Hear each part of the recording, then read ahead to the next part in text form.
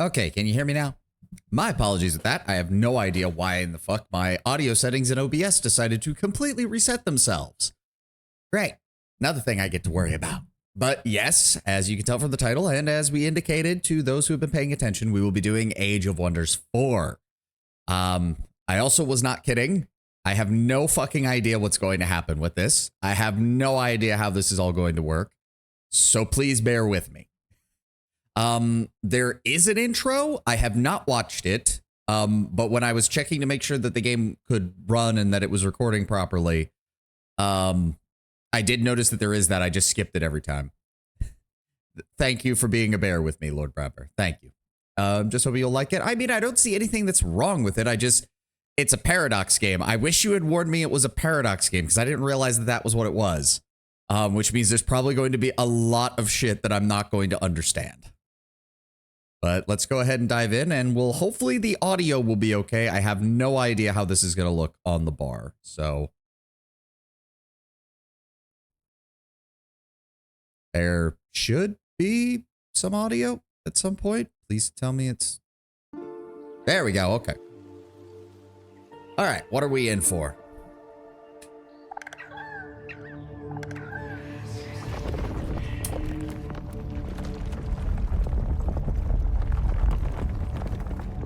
Okay, magical Stargate. Older than time has returned. Free from their imprisonment, ancient wizard kings come, seeking lost magics and new realms to conquer. Okay, I get the basic the gist of it. By choice or by force. Oh, okay, so what happens when high fantasy... What happens when level 20 plus characters run into the level 5 plus world? Stepping through a portal immediately or a farm. Communities are founded. And powerful arcane knowledge unlocked. As gods and mortals clash, the forces unleashed will shape a new age of wonders. Ooh. Okay, nice and straightforward. Not much to work with lore-wise, but I'm not expecting much for a strategy game like this. Okay. Alright, this is as far as I've got. There is ongoing lore across the Age of Wonders games. Yeah, we'll shape a new Age of Wonders 4. So, I'm assuming the create a faction thing starts here. Is what we're kind of here for. So we have generic humans whose whole shtick seems to be, we're not the Wizard King, so we're just gonna fucking fight until the bitter end. This is the new Archons, I'm assuming, from the latest thing. I played a pre-made faction to get a handle on things before making one myself. Ah, okay. Also, the music is sort of loud. Okay, hold on. We can fix that. Let's just go ahead, drop the music down to about 50%. We'll go ahead and preemptively drop the ambiance, the speech, the effects, and the interface down a little bit. Is that better? I would argue that that is not the main draw of the game. Creating factions is 90% of the reason to play the game. Your journey. Well, let me take a look here. So we have, let me see here. We've got, these are the new Archons, which are basically heavenly beings of some kind, or devilish beings of some kind. Okay. Okay, I guess we also have like pure arcane. This is the giants. Okay. Oh, lots of different options. We have Oni, we have monkey people, we have, are those supposed to be more Oni or are those orcs? More Onis. Not sure what that is. Dark elves of some kind? Deep elves, maybe? Oh, Cthulhian entity. Okay. I think the best way to experience the game would be to start a new game and go through the creation faction process slowly. Well, that's what I have to create a faction first, though, from what I'm seeing. Like, I can go Choose new your game, destination. but so we Your create a journey faction first. Starts here. Okay, What is your people's form? So this is the people we're leading, not the God King that we're creating. Okay. We have humans, we have elves, we have Elysians, which are the Archon people. The Ancients. Oh, great. Zombies. The Simians, the Ogrekin, Onikin, yeah. Why not make pyromancy insectoids? I'm thinking about it. Yep, insectoid people. The Siron, which are... Can't even tell what that is. Another flavor of elf from the looks of it. Beastmen. Wolf beastmen. Bird beastmen. Lizard folk. Khajiit or bust. Orcs. Dwarves. Halflings. Goblins. Literal cat people. Literal rat people. Literal toad people. And literal mole people. You create a new game, and as you set up the game, you'll automatically be sent to choose/create a faction. Oh, okay. Your journey starts Okay, I guess that here. makes sense.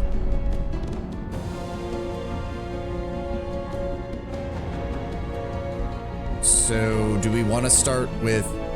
Okay, so... Okay, this is a lot of different... This is a lot of stuff. Okay, The Fields of Rebirth is pure tutorial. Never done it myself. Well, then, fuck it. Let's start there. Let's start there, actually. Let's go ahead. So this is the Fields of Rebirth.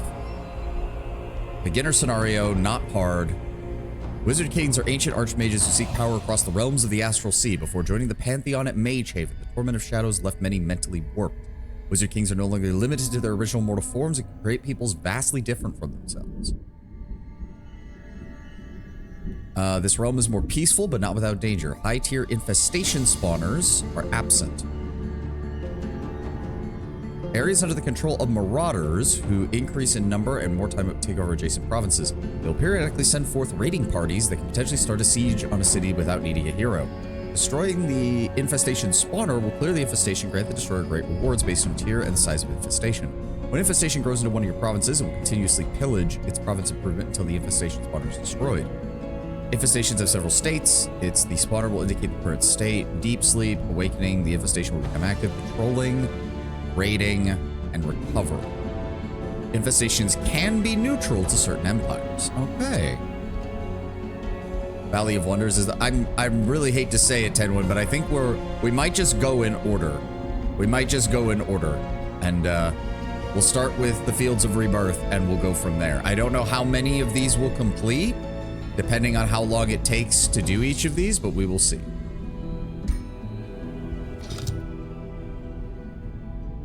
Easygoing experience to learn the game. I want a forgiving experience with easy to overcome challenges.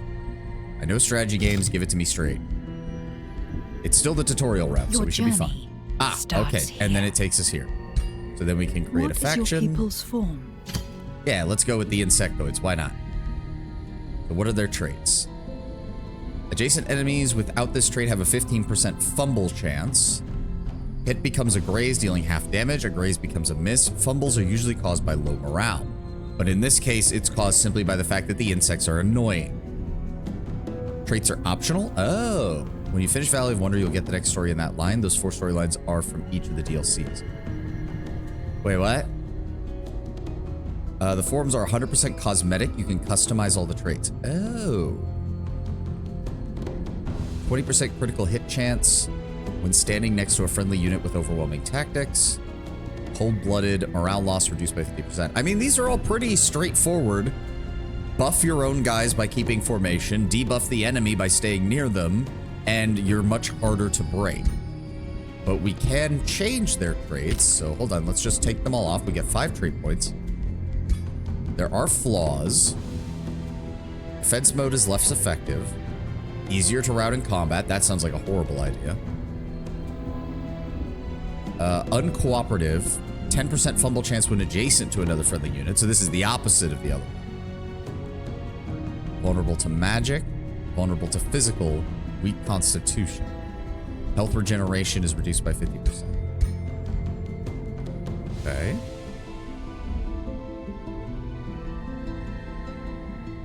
Additional unit. What does that mean? Additional units become cavalry. What does it mean additional? Does it just mean we have more cavalry options? Mounted units are more common and gain a Blessed Dragon mount. Celestial Griffin. Chariots. Chariots are always cool. Reduce members in the unit to 1, granting immunity to casualties. Each member lost lowers the damage output of the unit proportionally. A ruler or hero and a large monster may have a single unit and are not affected by this. Oh, okay. So it changes your cavalry units from groups to singular. Make the Gith, I dare you. That would involve playing Toadkin, and they look ugly, so no, we're not going to do that. Death Beetle mounts. Gain the Pestilent Escape ability. Adjacent enemies sustain damage, then this unit moves to a target hex and enters defense mode. Oh, okay. Dire Bear, Dread Spider, Eagles, Elephant. Okay, so these actually have a lot of... These have a lot of different stat modifications. Ooh, Raptors. I always like the idea of Raptor mounts. That's pretty cool. Adaptable, gains plus 20% experience. Cheerful, units more likely to critically hit. Wait. Units more likely to critically hit, but the effect is that their morale gain is increased by 50%. How does that make sense? Oh, high morale increases critical hit chance. Okay, that makes sense. Cold-blooded, units are less likely to rout. Sharp eyes, they can see further. Armies can fight longer, regenerate an additional 10 hit points per world map turn. Light-footed, can move through friendly units and do not block movement. Okay.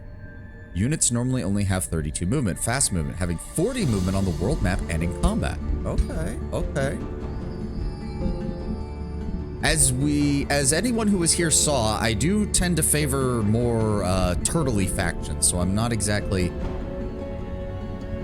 big on the shock and awe. On release, Dread Spider was absurdly broken because they had the web ability and was horrifically overtuned, allowing them to web like 4 units at once, do horrific damage. It caused them to be unable to move. You could make entire armies of scouts and just web your enemies to death. Gain the Consume Flora ability. Destroy target flora obstacle and heal 20 temporary hit points. Gain 1 random positive effect. Cannot be used in water or lava battles. Can only be used once per battle. Oh, Inner Fire, Inner Frost, Inner Lightning, Inner Radiance.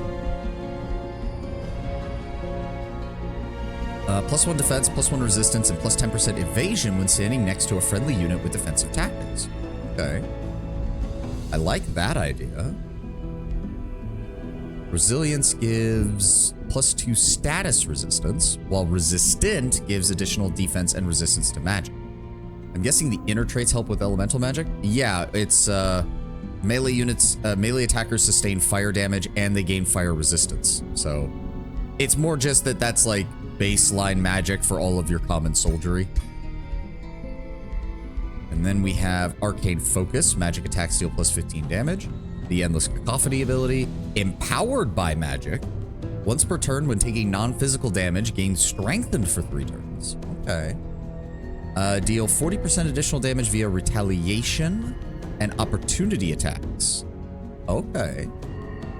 Plus 20% accuracy.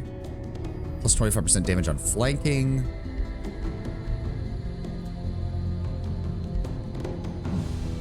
Gain the Pack Hunter. Attacks deal 10% damage per friendly unit adjacent to the target, not counting itself. And I'm assuming this is a hex grid, so we could potentially have up to 5 other units surrounding an enemy. 20% critical hit chance when standing next to a friendly unit with overwhelmed tactics. This does not stack. Okay. Hideous Stench reduces the resistance of... Okay. Well, I am a bit of a Romaboo, so I'm partially thinking of like a Roman Legion insect race. So it would be a lot of bonuses from being like in close formation. So let's start with the defensive tactics. And then what can we get that's offensive?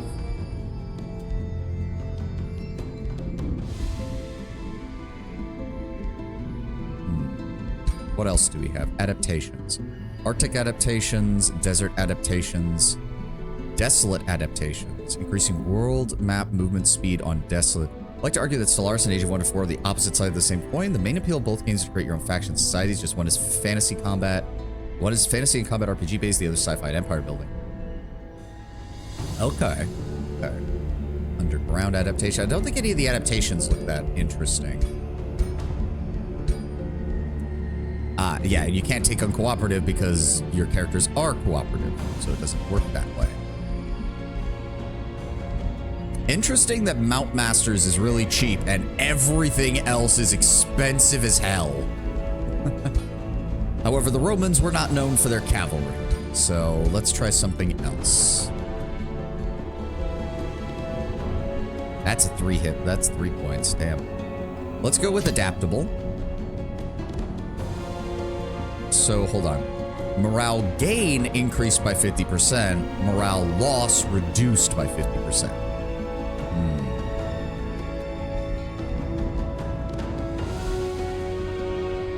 So I would go with cheerful. They have no problem with killing their enemies. And hardy. So we have defensive tactics and hardy that improve our defensive capabilities. We have adaptable, so they'll get better at fighting faster. And they're cheerful. They enjoy what they do. So their morale gain is going to stay high. Inner fire? Nah, not for the race. Maybe the general will be fire themed, but not the species that we're working with. Let's go with that. What is their origin culture? Okay. Feudal is... Oh, what is all this? Empire Materium Affinity. Materium Affinity relates to physical magic, associated with resource extraction, transmutation, and mastery over the mundane world. Materium Affinity is opposed by Astral Affinity.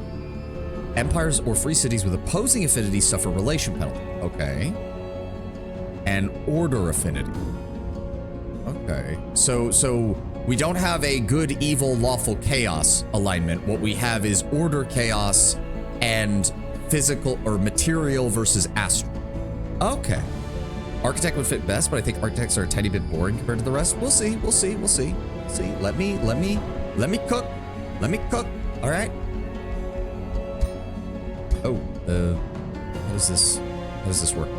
Materium affinity. Okay, yeah, I already said that.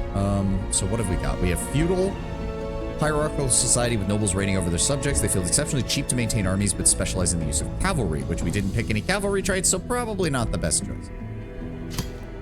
Ooh, fancy bugs. A highly developed society whose members strive for harmony. When threatened, however, they wield guiding light as a weapon. Okay, units are strengthened when awakened, +3 spirit damage on attacks, and activate dormant traits. Revealing their hidden potential, +10 to the order. Oh, okay, so automatic +2 alignment. And high culture. A bunch of bug people riding bigger bugs. It'd be like if we went around riding the backs of gorillas. Yeah. High culture has an alignment agenda which grants bonuses for the following alignment levels. Pure good. +25 stability. Okay, so this is basically saying pick an alignment and go for it. Even if the alignment's evil, just pick it. You're not gonna get payoffs for not being anything. Okay. Architect. Oh.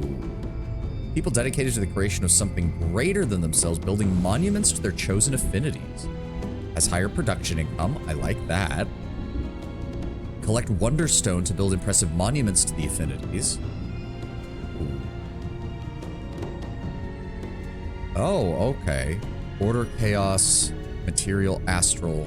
And then I'm guessing nature and shadow are opposed to each other. Yes. Okay, so we have a 3 alignment axis.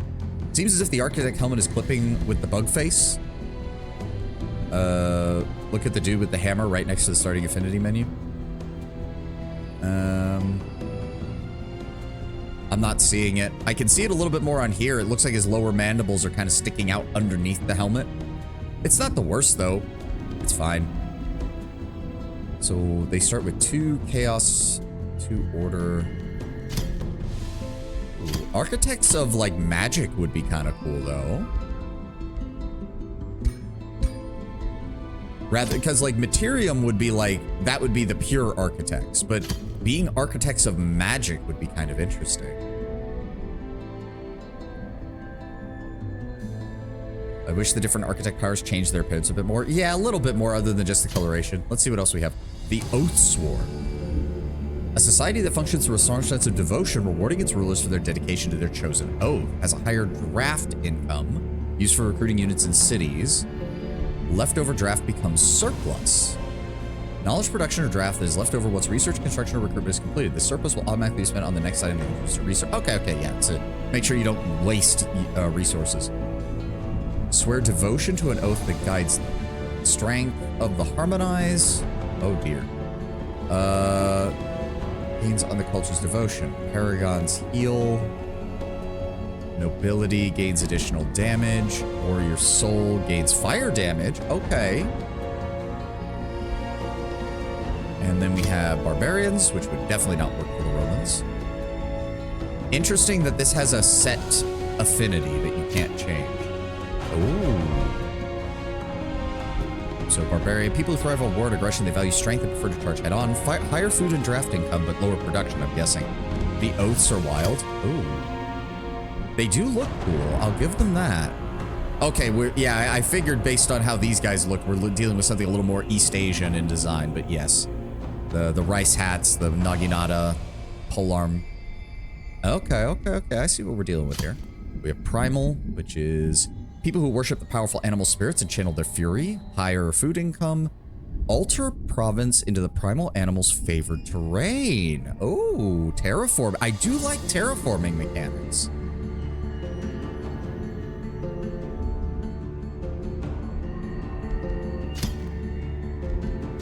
Oh, and it changes what their staff has. That's cool.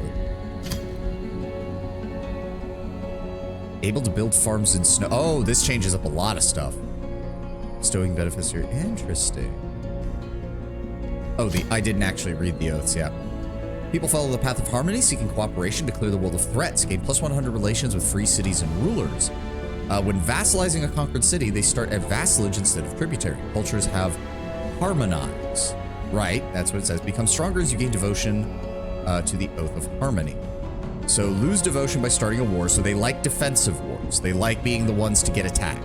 Raising or migrating a hostile city, fabricating a grievance. Failing that, following the path of strife. Gain grievance against any rulers with a better ranking. Takes you less time to raise cities and pillage provinces. Gives you more, okay, and righteousness. Negative alignment gained is doubled. Creature unit, culture units have nobility, which we saw just gives them a straight up damage bonus. Become stronger as you gain devotion to the Oath of Righteousness, which have good alignment. Okay, this is just the straightforward have good alignment. Essentially peace, justice, and war. Yep. We have the Reaver. Ooh. A society of industrial opportunists, pragmatic and brutal. They combine the material and the arcane, expanding their dominion through conquest and hunts. Ooh. So they are a chaos material alignment. Interesting. Units are specialized in focusing down marked targets with focused aggression. Ew. Minus 50% evasion stacks up to 5 times. The British method. Well, the helmets are saying a little more the Spanish, but yes. The entirety of the age of colonialism. This unit attacks gain ranged or magic attacks plus 10% damage per stack of marked. Okay, melee attacks 60%. Whispering stones are given to a free city to begin negotiation, which could lead to you becoming a vassal, having more than one to... Okay, so lower diplomatic capability. Do not wipe out ethnicities if they make them.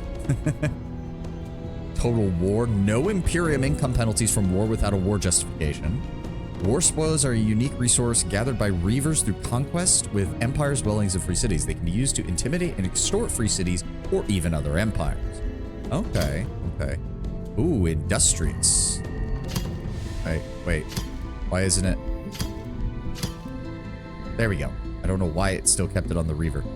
Playing a Warhawk would be fun. Yeah, master builders who value grand cities and strong armor, performing a defensive attitude over an aggressive one. Okay, classic tank build or turtle build for a strategy game.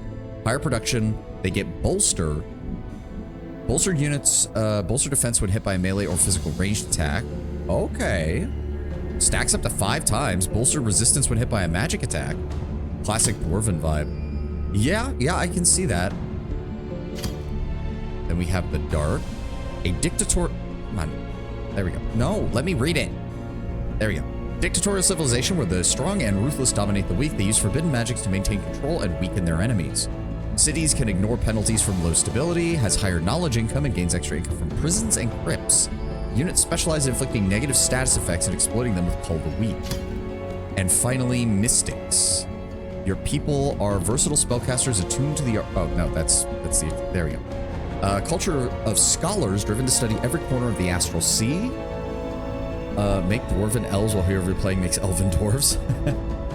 Culture of scholars driven to study every corner of the astral sea. They prefer to find answers through research and arcane prowess. Okay, pure magic. Pure magic. But you can summon units. You can... Combat spells are always overcharged the first time they are used in combat. Ooh. Units gain... Okay, I don't like that it doesn't... There we go. When a friendly spell is cast, the unit gains +1 damage based on the affinity of the spell. Stacks up to 3 times. Collect astral echoes through exploration. And use echo casting to cast spells far beyond normal limits. Okay.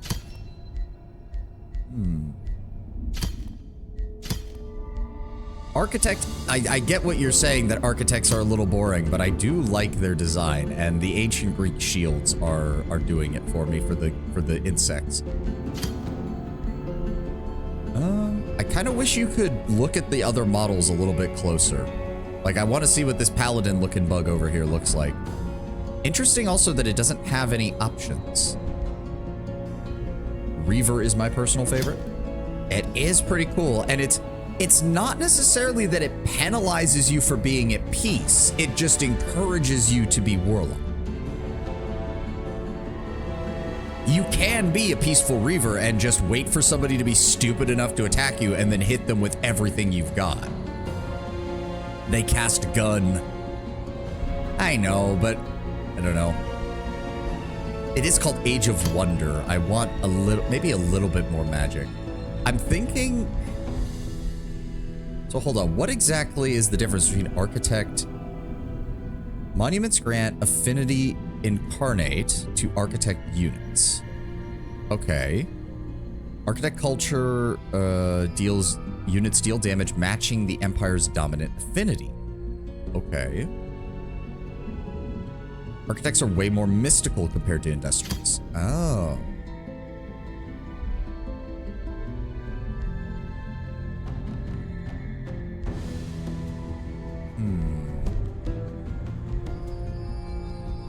Oh, that's the different expansions that these came out with. Okay, okay. And production income is... Yeah, just straight up gain production by annexing iron, building foresters and quarries, building certain city structures, collecting pickups. I mean, I like the idea that they just keep taking hits and keep going. Production is for building, draft is for war. Okay.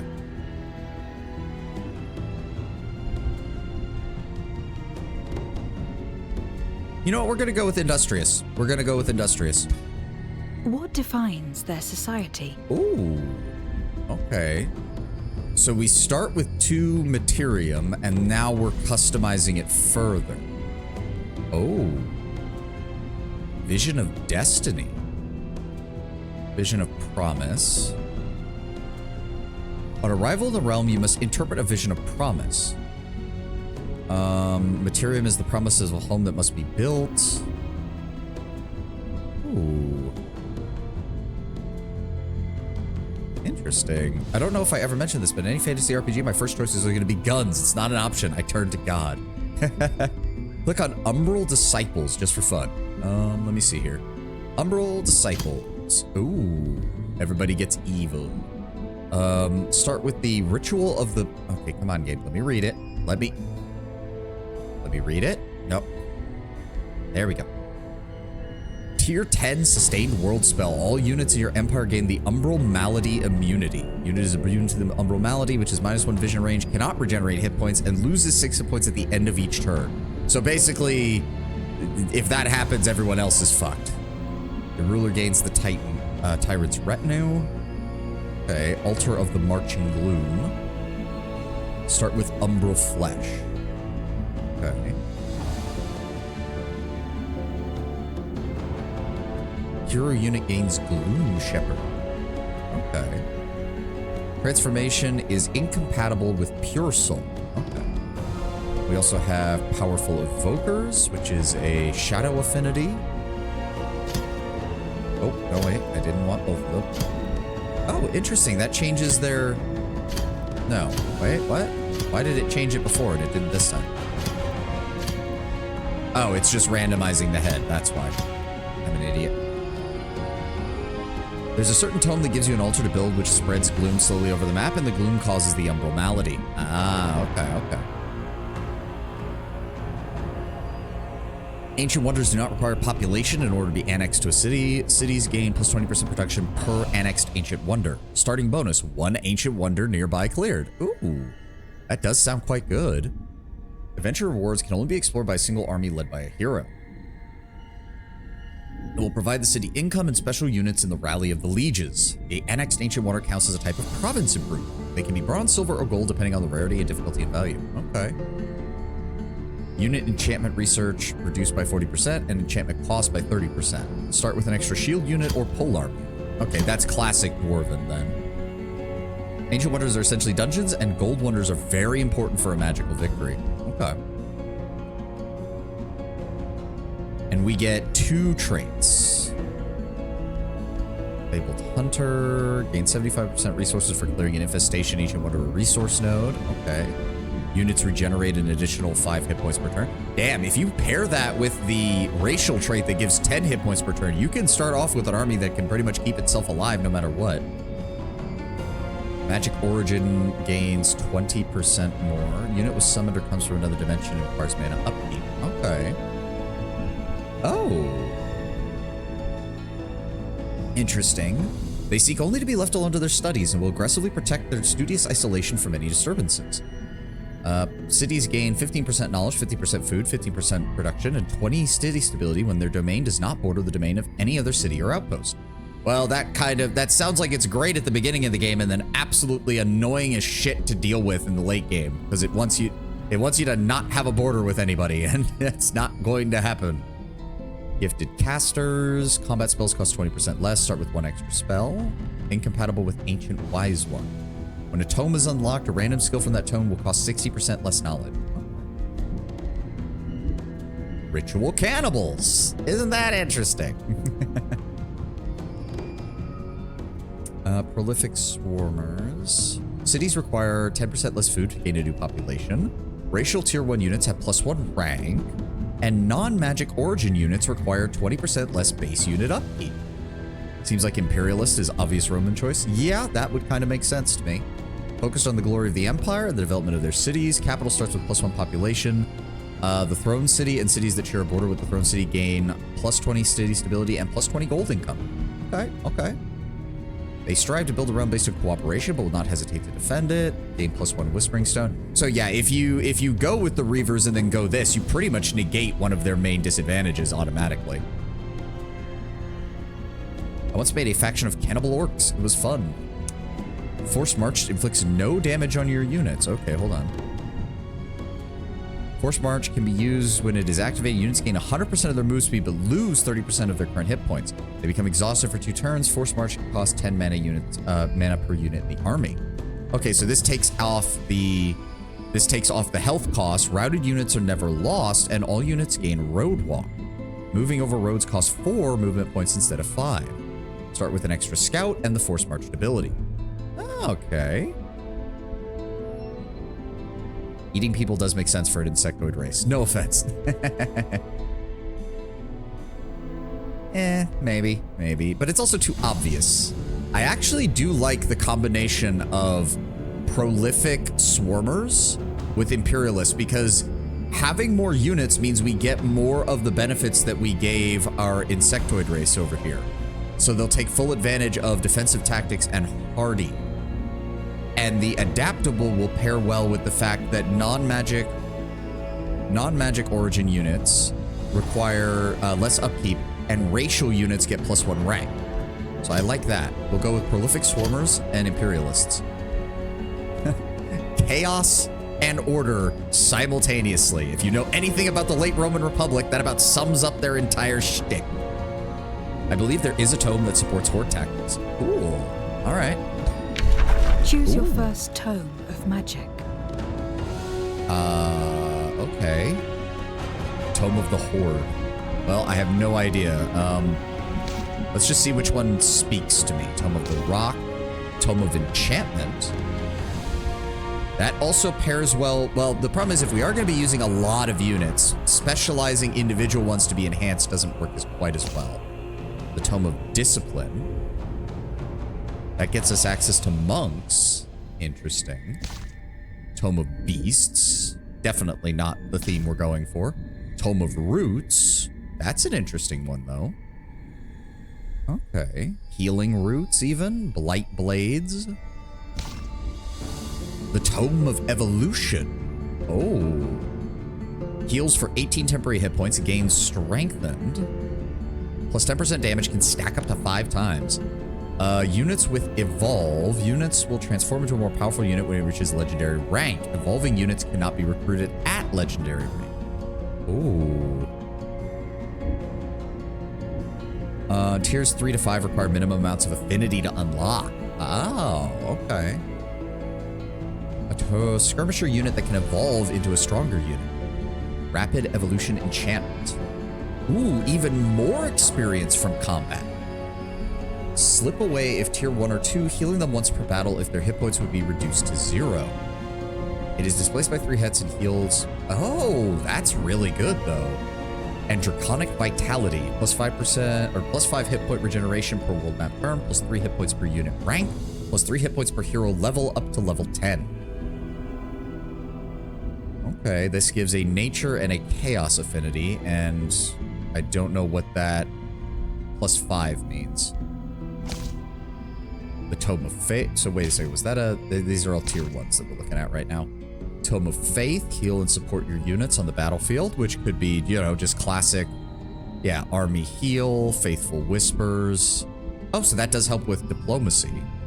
Target enemy unit sustains 10 spirit damage plus 5 spirit damage for each friendly faithful unit in battle up to 8. Okay, so that encourages larger armies. City stability, level above unstable. The city gains plus 5 knowledge and plus 5 mana. Ooh. Requires 3 affinity in the relevant. Tier 4 requires 6 and tier 5 requires 8. So you have to like custom build a civilization to get those, really. Tome of Zeal.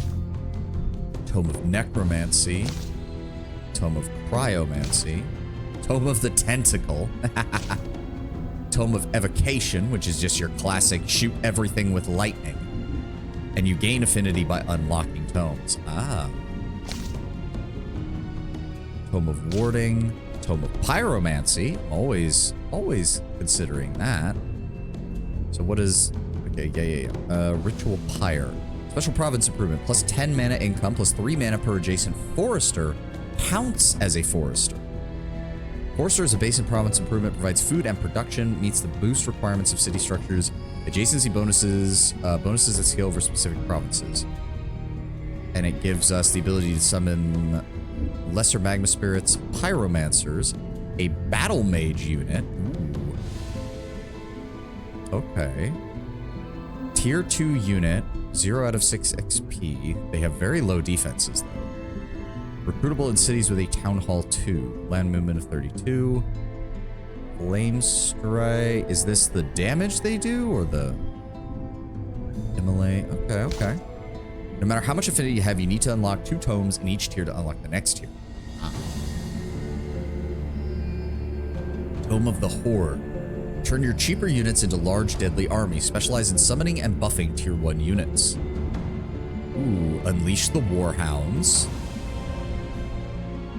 Which is just give yourself 6 units. All friendly tier 1 units become strengthened. Okay.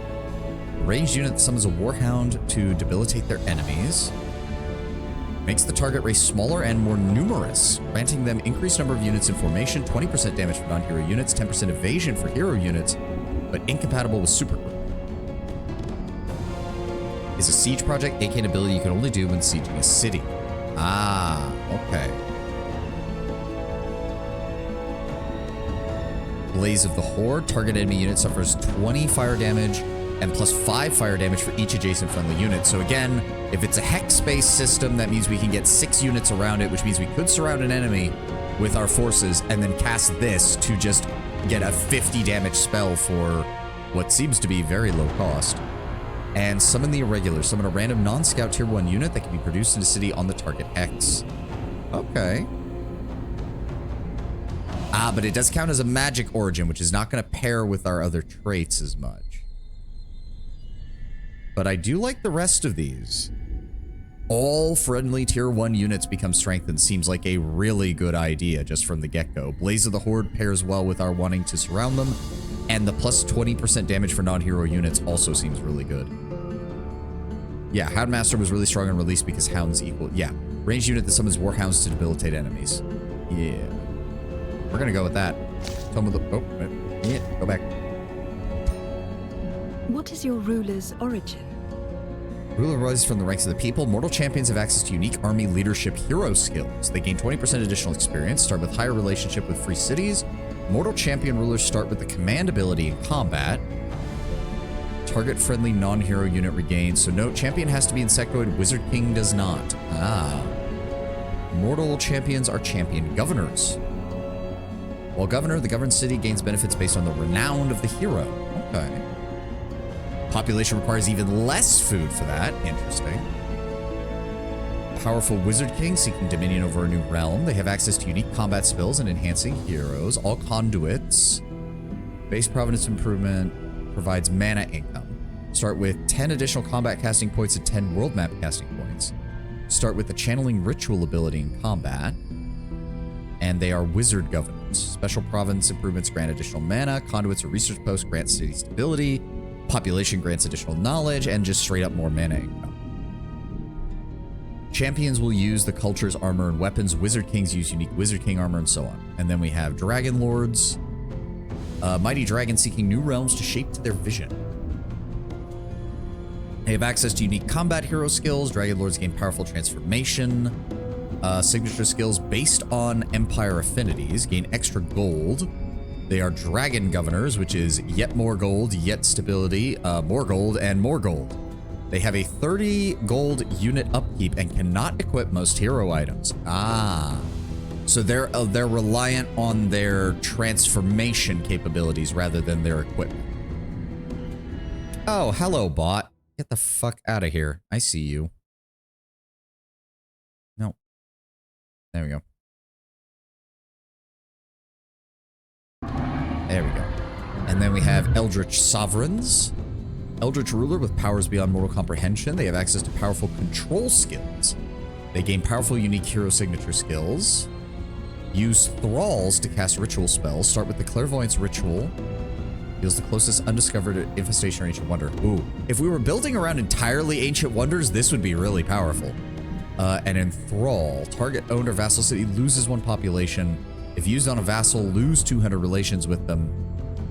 You gain 3 thralls. They are Eldritch Governors, which means things are cheaper. Their special province improvements grant even more stability, and each population grants knowledge and mana. They have a 5 mana unit upkeep and cannot equip leg and mount items.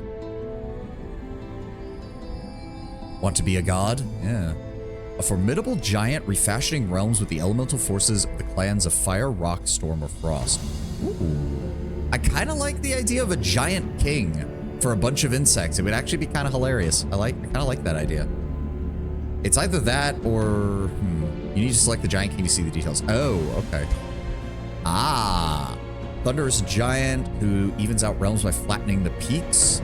Starts off with an item forge and has the Summon Storm Runestell spell. Provinces with rivers or water provide +1 food and +1 mana. Giant King Governors, additional production, that's good. Less cost to structures. Quarries grant binding fragments. Used for the crafting of custom items. Okay. City structures grant +2 gold in addition to normal effects. Enable drafting of storm giants. Giant kings have a 5 mana unit upkeep and cannot equip mount items, but they can equip other items, which is nice. Rock giants. Summon Rock Runestell. Every turn, a province with 2 province radius to this structure gains mountain if on the surface or stalagmites if underground. Okay. And, ooh, I do like the terraforming aspect. Provinces with mountains or stalagmites provide additional production. Each quarry grants +5 production, gold, binding fragments, more gold, and gives you rock giants. Okay. Oh, can build farms. Provinces with lava or lava chasms provide +2 production and do not apply the extra city penalty, city stability penalty normally found therein. Okay. And they get the same upbeats. So they're the chaos ones. They're the materium ones. They're the astral ones, which means, oh, these are shadow. I thought maybe they would be that would be another, that would be an order one or something. Can build farms on snows and ice, and of course they cause everything to. I like the idea of insects creating their own mounds through a rock giant king. I like that idea. And it pairs well with our production stuff. And that essentially creates a 2-tier army where we're going to be building a lot of insect units to fill out our ranks, but we're going to have a small number of probably giant units to serve as linchpins for our force. I like this. Reveal yourself. Oh, and now we get to, oh, wow. Well, you can't officially make Order Giants. It's possible to unlock Archon Titan. Essentially, Order Giant armor and helmet. Ooh. Oh, I can zoom in. Good. Ooh. Oh, wow. Hero class specializes in defending its allies, survivability, and retaliation. Elementalists are magic damage dealers, setting up attacks or delivering killing blow. Warriors are, charge attacks, dealing damage, gaining strength. Supporting and healing buffs in combat situations. Debuff and undeath experts using powerful debuffs. Okay. Battle Saints. Ooh, Battle Saints gain fervor through particular actions that they spend for powerful support abilities or to, so paladins, basically. Doesn't appear to have really changed his appearance, unfortunately. What else do we have? Death Knight. High melee damage backed up by debuffs and undead units. Hero class that uses both melee and magic to deal magic damage from a distance. Each class has unique skill trees. Classes can only use specific weapon types. Okay. So if I did that... Obelisk. What is that? Deal damage to a target unit. Adjacent enemy units takes 50% of the damage. Conjure animated sword to help in combat. Bone giant ass, bone obelisk. What is the difference? Oh, that's the warlock. Okay, that's a warlock. Say what? See the pose scale? Crank it all the way to the left. Oh, there we go. Oh, okay, okay. So we have giant axe. Oh, why is it always a double-headed axe? See, that's better. That's better. I actually, single-sided axes are always better. Warhammer. Okay, we're going with almost a Thor-looking hammer there. The obelisk is, yeah, quite literally beating somebody to death with a giant rock. The bone warhammer, kind of looks more like a staff than a warhammer. Thinking maybe the giant axe. Bone giant axe. Let me see here. Heavy charge strike hits the enemy unit in a 2-hex line. Gains 20% damage per hex traveled. Cancels defensive mode. Removes retaliation attack. And ignores charges. Okay, so this is a line breaker. This is an absolute line breaker. Who's better than double-headed axe? A double-headed axe whose ends are double-headed axes. God, no, that's so stupid. I hate that. Is that the only ability it has? Hurl boulder ability for a ranged attack. Okay, okay. I like this. I like this. And what is this? The coloration? Oh. Let's go with that. That, like, showing up anywhere else on him? Doesn't look like it. The color will change your unit's armor. Oh. Oh, okay, okay, hold on.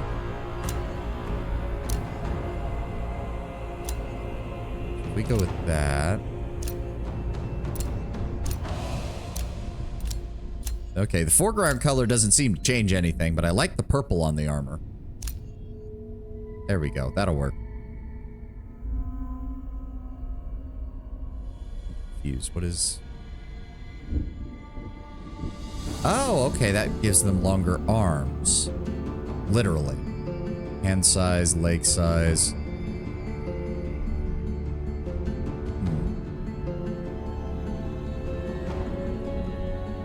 When your leader attacks people, you should say, hey, want to see my ant farm? You can give them giant heads, too. Okay. Or tiny heads. I think like one spot below, so they're really tall, they're really spindly, but they're stronger than they look. I like that. Army skin color. Oh. Okay. Ooh, I like the gold mandibles. That actually looks kind of cool. Look on body shape, you can give them body types of other race type. Oh wait, did that? Oh god. Nah, I like where they're at. I like where they're at. Voice override. No, go with the insect voice. That's fine.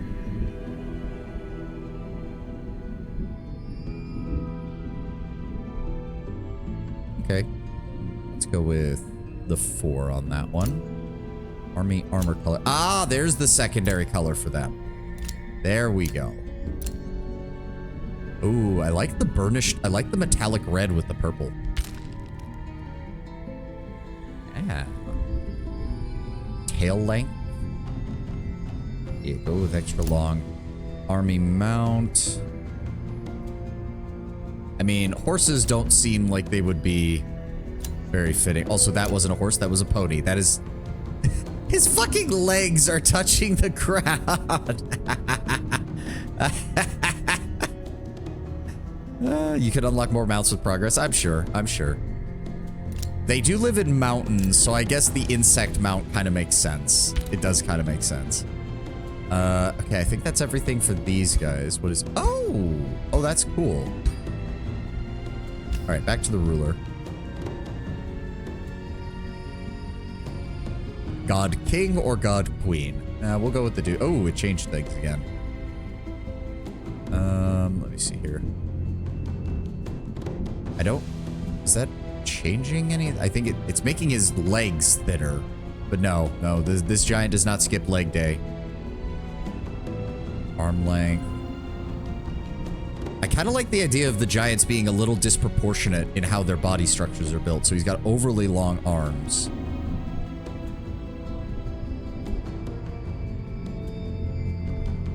Yeah, overly long arms that almost touch, like, almost go past his knees. Like, it's just slightly out of proportion with the rest of him. They actually look really weird with normal human skin tones. I'm not gonna lie. They look really weird with normal human skin tones. Whenever you play a game and finish, you get experience for things done. Get enough experience, you level up, which allows you to unlock customization options between games. Okay. Ooh.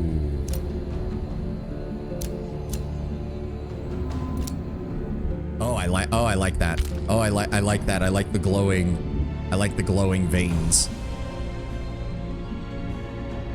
Hair color I don't really care about. Oh, there we go. Oh. Wearing stone mask, wearing multiple masks. I kind of like that.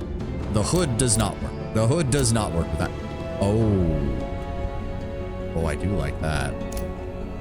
That's... Oh, wait. No. I actually really like that. Can I change the color on that? Oh, I can't. That's... Still, I like it. I like it. Let's go with that one. You can? Where? It's armor color? Ooh. There we go. There we go. The lightish... The light red. Oh, yes. I like that. Let's see what we've got here. Oh. Oh, that's very Roman. That's... Oh, oh, I do like the pauldron. I do like the pauldron. We've got bones. We've got that. We've got, like, the partial cloak. Oh, the headpiece actually... Oh, it stretches down. it stretches back. I actually kind of like that. It's a shame that all the best options for that cover that up. We'll go with this. Yeah, I don't really, well, this isn't the worst. I like the really long tassels, but I guess we could do that with this one. Oh, and it has the little chimes hanging off of it, which match the helmet. I actually like that. The giant drip is pretty wild. Yeah, no, I like this. I like this. Your journey begins. Oh, okay. Giant King, Giant Queen, Mineral Master, Mountain Mister. I would prefer Mountain Master. That sounds pretty bad. Can we change it? Oh, wait. What the fuck is it doing? Wait, what? Oh, it's just changing. Oh, okay, okay. I see, I see. So... you skip the outfits? What outfits? What are you talking about? Reveal yourself. What outfits? Oh. Oh! Okay, that's basically a Roman toga. Oh, but that's heavy armor. I kind of like that too, damn. Okay, that's the one that has like the hollow chest cavity. The fat butcher look.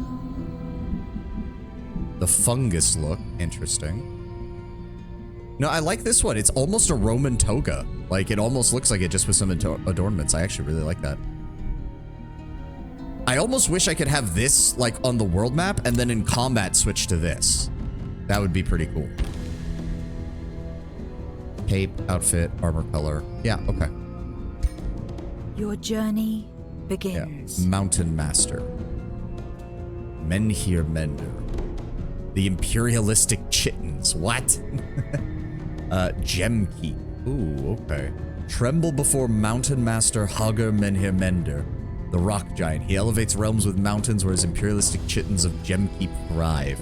You can literally change your appearance whenever you want, mid-game if you want so. I know, but that would require taking time to do it. I kind of wish it was like, this is his courtly appearance, and then he has all the armor for when he actually goes into battle.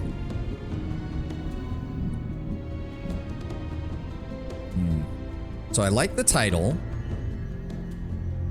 Haugir Menhir Mender. I like the Menhir part. I don't know about Mender. Let's try Mount Mover.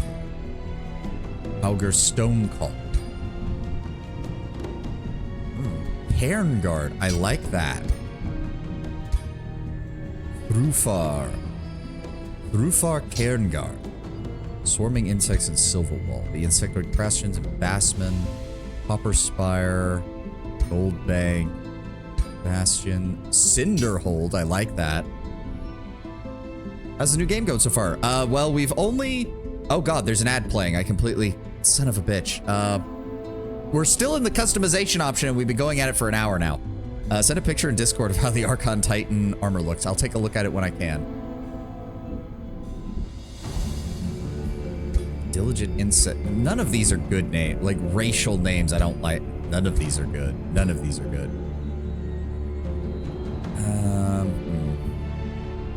You have an ad right now? You can check it? Yeah, but it turns off the audio when I do that because I have to select... I have to click on... oh, yeah, that's pretty good. That's very ancient Greek. That's very ancient Greek as opposed to ancient Rome, but not wrong, not wrong. Write your own? Yeah, I'm trying to think of one, though, is the problem.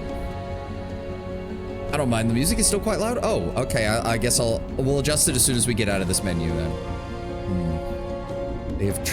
I'm trying to read the faction biography and see what it wrote up for us. They've tried to cover any gaps in their defensive formations. They are vigorous and strong, true beacons of health.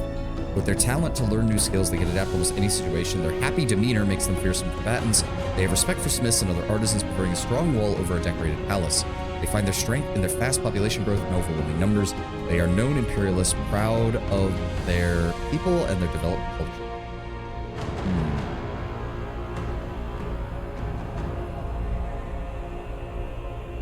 What would it be? What would it be? I'm trying to think. I'm trying to think.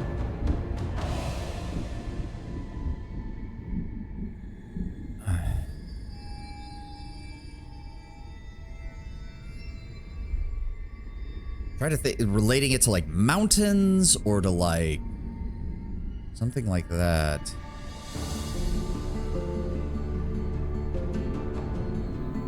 Oh, my neck. I need to pop it. I need to pop it. There we go.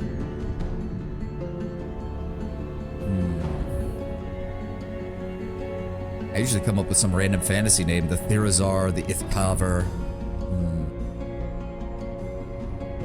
Because, like, what is it? Hold on. What is it suggesting? Just his diligent insects, his carapaced imperialist. None of those are good. None of those are good.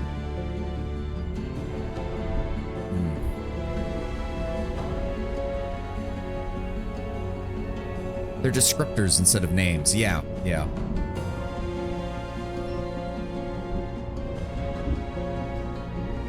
I've tried. My brain is trying desperately to come up with something, and I'm not.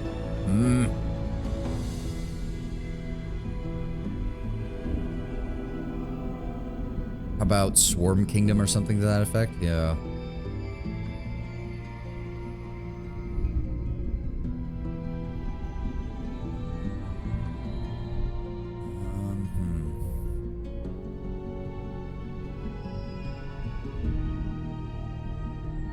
Hold on, let me pull something up here.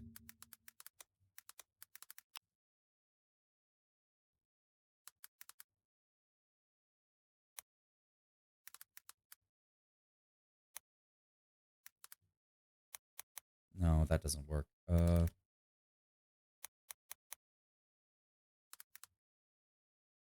No, that doesn't. Trying to come up with names, and I'm really drawing a blank, and I feel really shitty for that because we're wasting time. Rufur's Ant Farm. No, I don't like. I appreciate the sentiment, Lord Member, but I don't like joke names in RPG in like strategy games. I just don't. I just don't. Like, it's not my thing. Like, I want to take it seriously. I want, like, the game will provide enough unintentional hilarity on its own, especially if it's a game that Paradox paid for. I want to be, I want it to actually be serious. Swarm Kingdom, Swarm Imperium. I don't know. Swarm is the problem there. Wait. What's the word for, hold on. What's the word for, shit, what is the, hold on. I need English to Latin. What was the word I'm looking for? No, that doesn't work.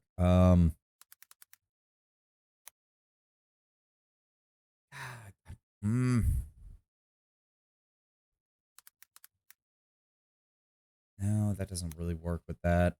God, I hate when I do this. I feel like I'm wasting time. Endless Colony. None of it's speaking to me. Hold on. Let's skip that for now. What is the ruler's ambition? Let's skip that for now. I'll come back to it in a moment. We're wasting time, and I don't like that. Maybe an adjective with the word hive? Something like that, yeah. So what do we have here? Instructor. Hero leads a full army of legendary rank units, gains 200 renown and trainer, which further gives me more experience bonus.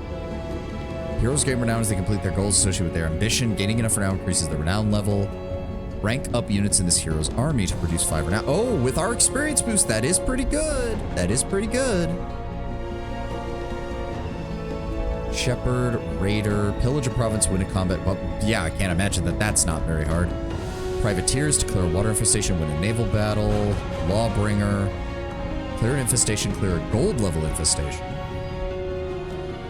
Win a siege battle, win a battle against a free city. Slay a unit of legendary rank. Personally slay a unit of elite rank. Win a battle where enemies rout. Explore.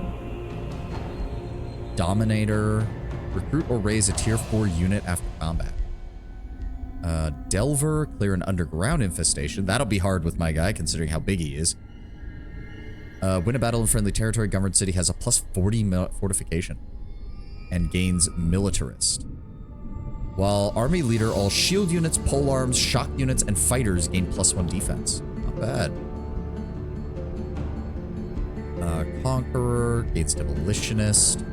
Collector, fully equipped with tier 2 items, gain renown, binding essence, equipment mastery, +1 hit point per item tier equipped. Nice. And have an item equipped for 3 turns. Okay, so this is your full-blown passive character. Like, if your character is just a governor and is just hanging back, this is like perfect for that. But I like the instructor because we're trying to build big armies. We're trying to build big old armies. I like that. Maybe that's the word I was looking for. If I...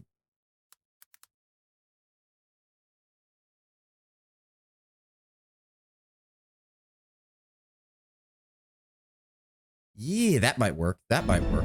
Hold on. The Imperialis Alvirium.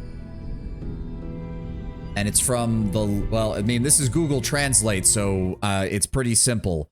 But Alvarium is supposed to basically be the Latin word for a hive or a den of insects. So it's the Imperialis Alvarium.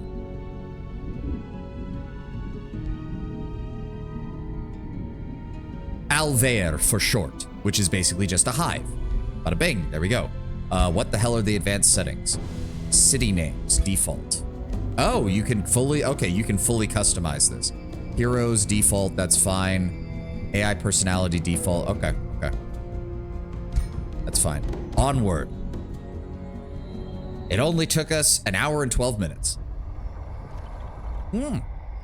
Oh, cool, they actually put you in the scene as your character walks through the portal.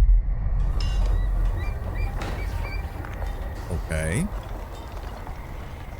Oh boy. A new ruler emerges. Explore your surroundings and expand your domain. Prepare to face your rivals and become master of this realm. Your choices will shape the new age of wonders. We have Tome of the Horde, Insectoid, Industrious. These are all our traits, all our abilities. Okay, we start with Bolstering Chant, which gives temporary hit points and gains Bolstered Defense, which is just a straight up +1 to defense. And Fury of the Horde, which gives all tier 1 units strength. A new age of wonders dawns. Okay, allow me to end some aid, O Mountain Master. During play, messages like this will provide some advice. Yep, click on the question mark at the bottom right to open additional advice. If you want to reread any advice, open the advice history. Okay. Take some time to look around. Yep, this is the usual shit. Ooh, oh nice. They do have a camera rotation. That is very good. Press R to reset rotation. Yay! You can take a closer look at the land by zooming in, or get a better overview of the world by zooming out. Zoom out far enough to reach the overview map. Ooh. You have reached the overview map. Oh. I didn't... As you explore the world, you will have pretty many moderate threats size and map. opportunities to consider. Use this to inform your strategies. So wait, what is... Oh. Prestigious statue, 160 army power, Marauder Guard, +10 production, +10 food, another army, +10 gold, +10 mana. And what is our income right now? We have 0 Imperium, gaining 40, knowledge, +60. And then I'm assuming, much like civilization, the city resources are based on what population you assign where. Okay. Hyperlinks and tooltips, we all know about this. To be fair, Paradox pushing that on a lot of their different developers is very good. The fact that that's a shared feature that a lot of developers under them have started using is very smart. Okay, so you got this thing. We've got the border. I do love how the map looks. Like, it's not it's nothing like high definition or anything like that, but it does the job perfectly well, and it just looks nice. All right, city management. Select your city. You have selected one of your cities. Cities are central to your economy and allow you to build more units for your armies. So let me see here. We're gaining 60 knowledge, 20 mana, 145 gold. City stability. Is that increasing by 30 per turn? I think. Yep, increases all of that. Low stability reduces incomes and can lead to the city losing provinces. It drops as the city's domain grows and can be regained by building certain city structures. Okay. We have 21 draft coming in, 21 production, and 30 food.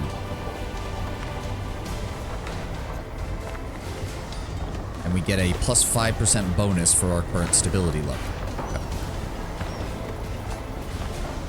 Harmony will get us a plus 15% bonus. Okay. All right. Resources you develop cities, gold, mana, and pyramid knowledge are resources that can be spent on any city, unit, or spell. Locations and province improvements located in the city's domain will provide you with income. Structures can be built to improve your city. Is the music still too loud? Because on my end, it's not very loud at all. So we can get foresters. We have multiple choices based on what's here. The mine would be the best choice there. We still do get... Okay, so you can... I mean, obviously building the building that actively utilizes the resource node that we've already got seems like it would be the best choice. Select the hammer button located on the right side of the city panel and choose a structure to build. Ooh. Okay, so production is used to build city structures, but it says... Oh, I see. Cost, production, gold. Okay. The choice isn't a big problem. You can replace a profit improvement at any time. I know, but it still seems loud, but maybe it's just me. I'll reduce it by a couple of percentage points. Hold on. Not too much. Just like, let's take it down to like 42%. Hopefully that'll be better. And why did all of my tutorials disappear? You have selected an army. So what is this? Armies that is a are the pioneer. core of your military strength. They can explore the world, attack your foes, and defend your lands. Banner above each army shows what faction they belong to. The panel at the bottom of the screen shows more information. Okay, so yeah, he's a scout. He has 40 land movement. He has the army strength, I'm assuming is what this is, the 24. An army is made up of individual units. You can see a unit's tier, unit role, and movement points in the army panel. Okay. Right-click on the portrait. Oh, fancy little bug, ain't he? He has the shoot crossbow ability, defensive mode, and then he has all of our stuff. Oh, a unit can prospect cliff, mountainside, or stalagmite provinces. This rewards production, gold, or a hero item. Okay. So spreading out a bunch of scouts early on and really just prospecting the shit out of everything is probably a good idea. You can select multiple armies at once, allowing you to move them. If you have your own army selected, click on another with shift to add it to the selection. Your armies can move a limited distance every turn. The distance they can move depends on the terrain they traverse. You can move your army by right-clicking on a hex. You can control which units in the army move by left-clicking on their portrait. When an army moves into a hex occupied by the enemy army, it initiates combat. Okay. Battle is won by the last combatant that has units left. Nearby armies on both sides can reinforce You are the battle. about to begin exploring your surroundings. While the wide world holds plenty of things to find, two of the most valuable places you can come across are free cities and ancient wonders. Cities do not belong to an empire. They have a lord with whom it's possible to negotiate. With a higher diplomatic state, a free city offers trading, recruitment points for the Rally of Lieges. To draft units into your empire or send them to aid a defensive vassal home, recruitment points are primarily gained from relation to free cities. When an empire reaches the highest diplomatic rank, the city may become part of that empire through a pact of integration. Alternatively, war may be declared to acquire the free city through conquest. Okay, 63 health, 40 movement. Their morale is neutral.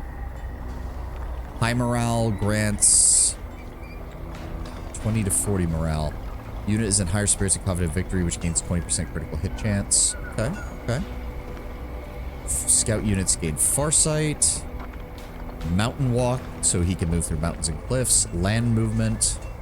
And cavalry. Okay. Okay, so there's that unit. He's a singular one. There's... How do I... There we go. Okay. So we have steel shapers, You who have are selected our a unit mages. and opened the unit panel. They can This literally panel just shows the throw details steel at on a people. unit and what the unit is capable of, as well as any weaknesses you could exploit. Bolstering. Okay. Cheerful defensive tactics. We know how that works. He can also grant defense to further bolster his front line. And can grant... Oh, they can convert bolstered defense and bolstered resistance into temporary hit points and strengthen. Okay. Otherwise, they just lob steel at a person They literally just conjure molten steel and chuck it at somebody. All right, these are our frontliners, obviously. Melee, taunt. Defensive mode shield wall gives them +2 defense and +2 resistance and immune to flanking. All adjacent friendly units also gain +3 defense. So these guys should always be paired up at least 2 at a time in order to fully take advantage of shield wall. Has +1 retaliation attack. Yeah, moving through a zone of control. And then we also have our arbalists. Shoot crossbows, overdraw crossbows. Affected by line of sight. Yep. Physical blast, defense mode, bolstering, cheerful, defensive damage. Yep. Okay. Okay. Set arcane research. Enables you to learn new spells and acquire new units. The culture and tome you have chosen for your faction determine the initial skills you can unlock through arcane research. Okay, 5 turns to get Spawnkin. Increases number of units in formation. 20% damage for non-hero units. This seems like a good idea. Let's go with that. Cinderhold can annex its first province. So there's an enemy army here. There's an enemy army here. And there's an enemy marauder here. That has 160 army power. How much? Hold on. Managing your cities. Yep, we saw that. Select the hammer button located on the right side of the city panel and choose a structure to build. Oh, right. Suggestion is a storehouse or a workshop. So, well, we don't have a storehouse, so it wants us to build a workshop. Workshops, 130 production, 60 gold, takes 7 turns to build, but gives us +5 draft income and +10 production income, as well as speeds up the production of all new units and structures. Sounds like a good idea. Cities also recruit your units. Units cost upkeep every turn, so keep an eye on your income to ensure you can pay for your units. Minor race transformation. You can have any member of a major race transformation. You can only have one of them. Ah.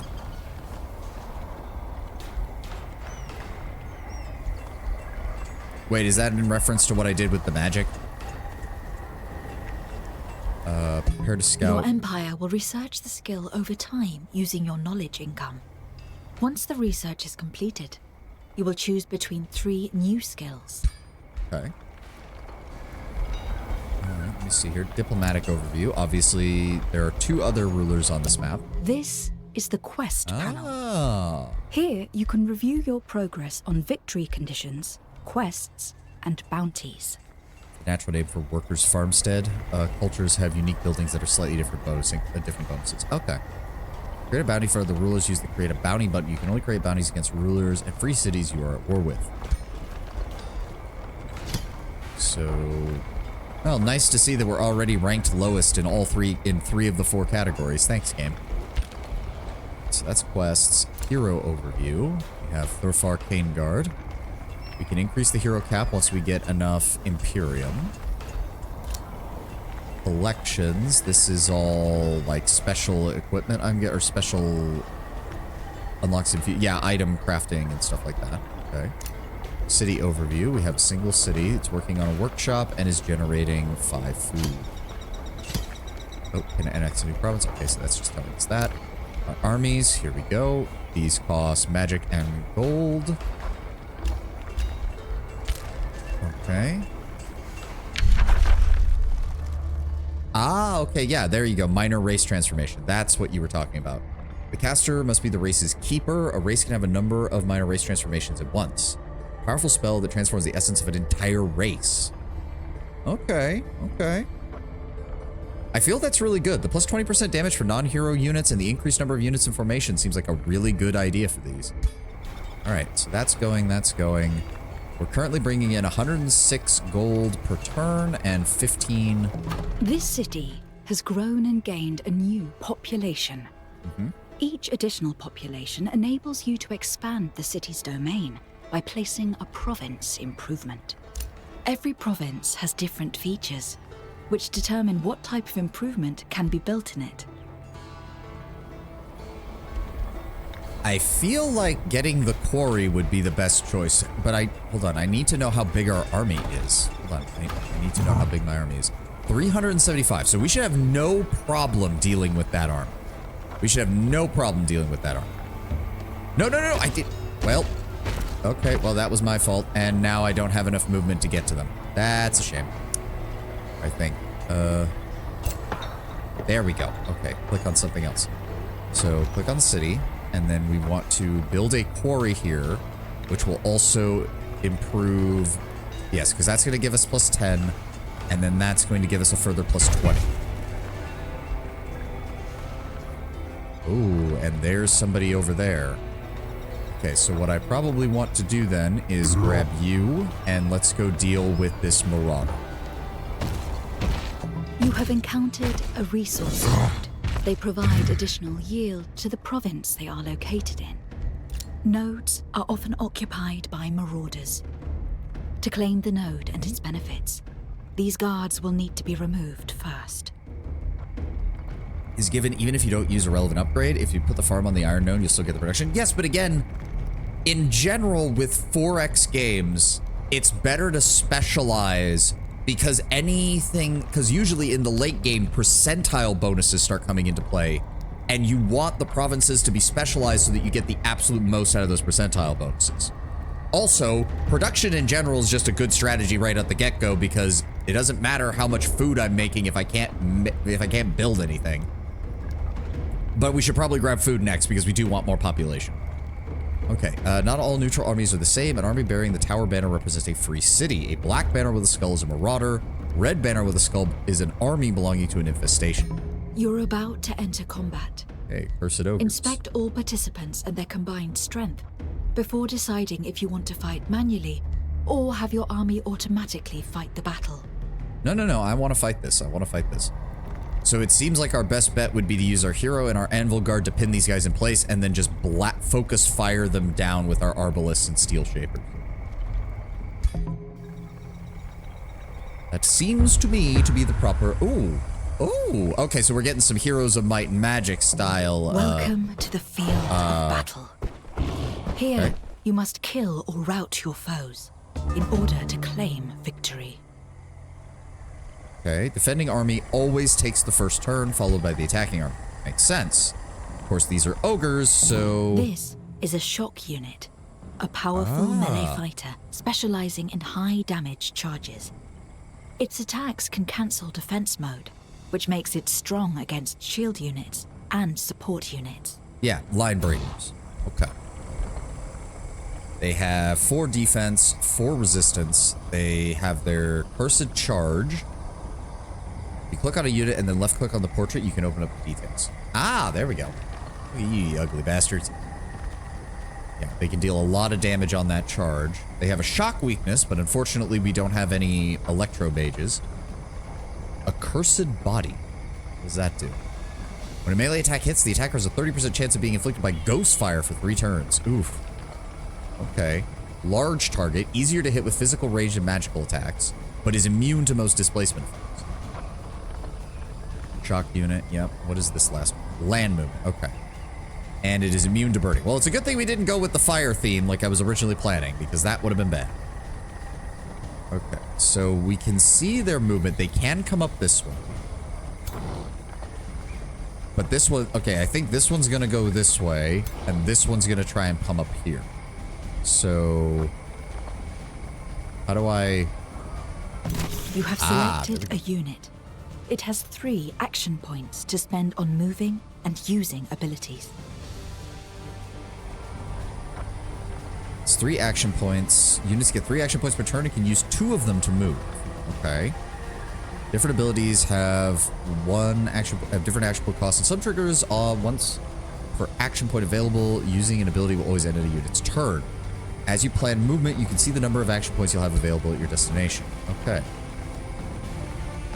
This no, I did. is a shield unit. I was trying to stop selecting it. When entering defense mode, it grants a right bonus click to always does allies, the action, protecting not them against deselecting. physical attacks. Okay, what I wanted to do was see... So yes, he has to come up here. So preferably... Oh, we already used our action points to get here. That's unfortunate. So one way or the other, he's going to have to come up this way. We don't want to stand here because this thing is distracting. Yeah, they will become distracted for 1 turn. Okay. Can't move any further. So I want you to rotate this way. Well, no, wait. Actually, no, stay there, because if it comes up here, he's either going to come through the flowers and get the distracting effect, or he's going to come this way, and then either way, it's fine, it's fine. This is a ranged unit, which excels at dealing physical damage from a distance. It is vulnerable to melee attacks and should be kept in the back line. Okay. And unfortunately, I can't reach him with anything, so we'd be better off going here where they're obscured. Yep, and they get defensive tactics, so that improves. So even if we want to, yeah, out of range. Wait, that's their range? No. Okay. That still seems a bit weird. Oh, and this must be the edge of the field. Okay. What is that? Hold on. Oh, it's more of the distracting flowers. Son of a bitch. Okay, but if we... Oh, that gets them too close, though. So wait a second. What does distracting actually do? Because... Hold on. Units passing through this turn will be distracted for 1 turn. All units, all attacks targeting this unit will be counted as flanking attacks. Dealing additional 25% damage. Okay. If a unit starts this turn in an enemy zone of control, then it cannot flank it on this turn. That said, they will not be... They can't be targeted there. So I would like to move here so we can try to get some fire on them. Yeah, I know. You guys are distracted. It's fine. This unit has a ranged ability selected. Ranged abilities have an accuracy rating, which is the chance that the ability will hit the intended target. If the ability misses, it will either strike another target or do nothing at all. Some abilities can also graze, meaning the ability affected the target but with reduced strength. We only have a 45% chance to even hit them. Damn.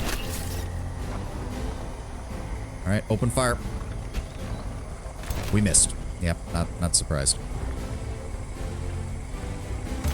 Yep, move here. Keep the defensive tactics. This is a support unit, which can use magical abilities to heal and strengthen its allies. If that's the case, I want you here. Maintain the defensive tactics. When entering defensive mode, it grants a bonus to adjacent allies, protecting them against physical attacks. Okay. Steel Blast, which he does not have. Yeah, he's not going to be able to hit them regardless. Strength from Steel and grant defense to bolster defense. Ends its turn and goes into a defensive mode, extending its zone of control to all adjacent hexes, granting +2 defense, +2 resistance, and immunity to flank. All adjacent friendly units gain +3 resistance and status resistance. So I kind of have no reason not to do this if they're just going to stand there. You have selected your ruler. Your ruler is a powerful combatant who can wield magical equipment and learn a variety of skills. Ah, but now I have to go around in order to... Oh, that's unfortunate. Okay. How far? Deal, range, slowed, inflict slowed. Cannot be used when the enemy is in zone of control. Okay, okay. Kind of weird that he can be affected by the flowers, but the steam overlay is covering stuff. I know, but I'd really like to use it, and it's not covering too much. It's mainly just some of the stats down here at the bottom. Because when I mouse over anything, it all pops up pretty high up. See? I'll try to adjust it later. I'll see what I can do. I just feel really bad because my artist worked really hard on this overlay and we barely used it. Hell, we barely used my background from my just chatting stuff, and it's like, I feel like an asshole because I'm not using it, but I mainly spend my time playing games, so... I don't know. I feel bad. Alright, move forward. That gives... Oh, and he crushed that. Oh, that's nice. That makes things easier. And then... Ah, there we go. And that will slow him. That'll slow him, which means he'll have to try and get up this hill harder. Okay, I like that. Yeet. Just pick up a rock.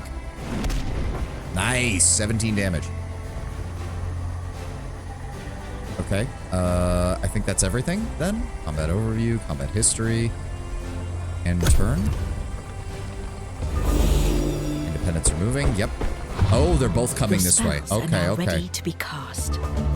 Spells can have a variety of powerful effects and can turn the tide of battle when used properly. Spells are unavailable in the first turn of combat, require mana and combat casting points. Okay.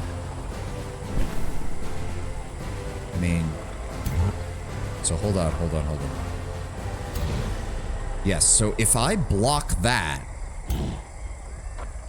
if I put my giant ruler there, put my anvil guard right behind him, they'll give him the defensive bonus from the formation tactics, and it'll allow my ruler to just block them off from getting up here. Which will then allow my archers and my ranged units to just rain fire down on them. Provided that my guy can last through that is the issue. Do I move him here or do I move him here?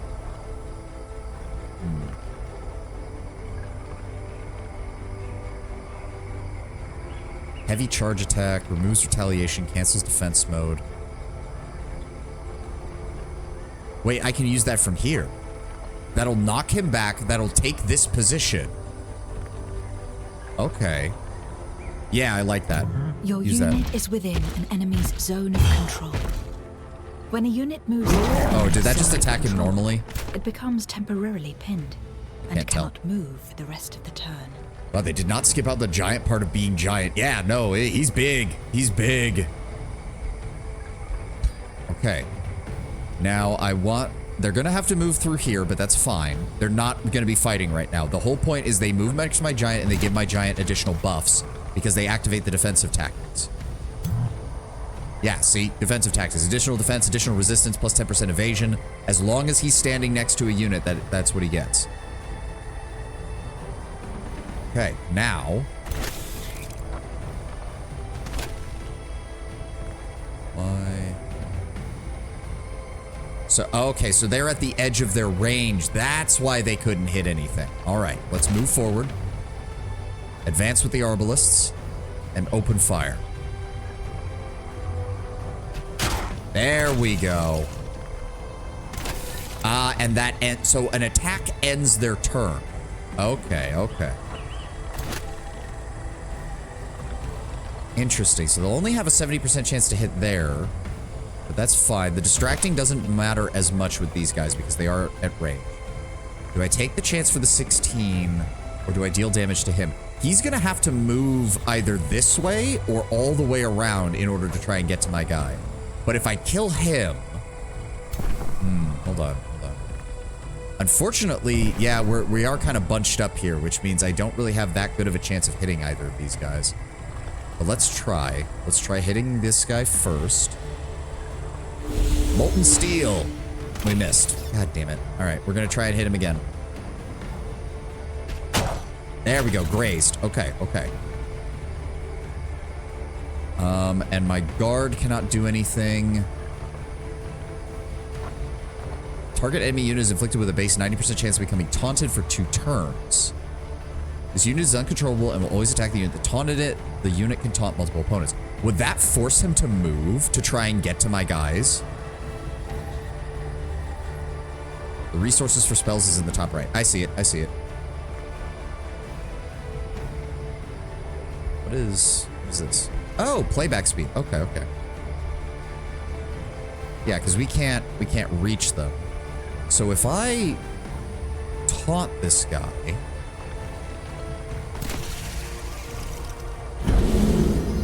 yeah, that activates shield wall, which is good.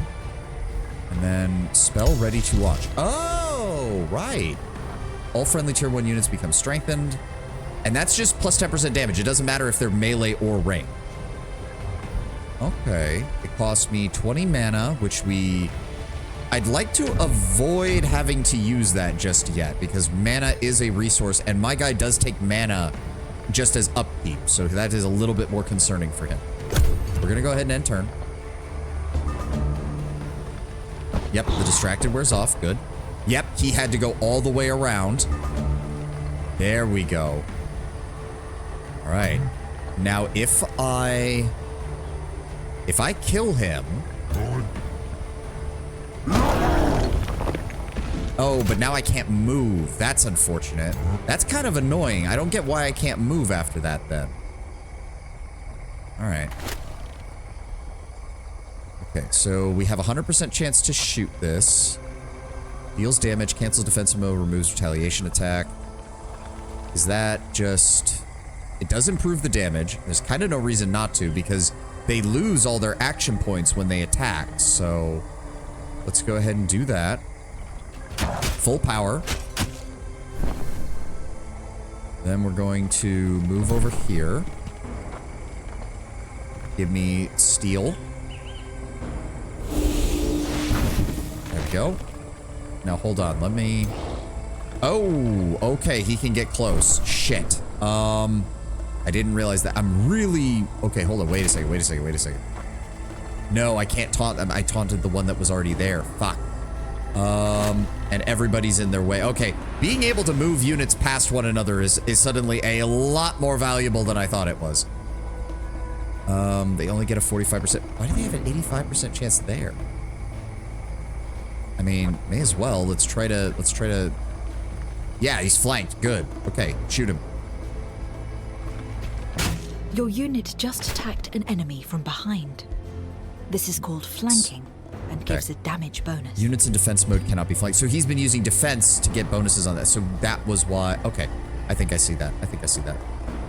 Unfortunately, we don't really have any spells that work with that. I can't move my giant out of here, unfortunately. And yeah, they can't move. So they can't move through a friendly unit, which is unfortunate. I know that game, but I can't do anything. And they're coming right for my mages. Shit. Okay. That's fine. We took some damage.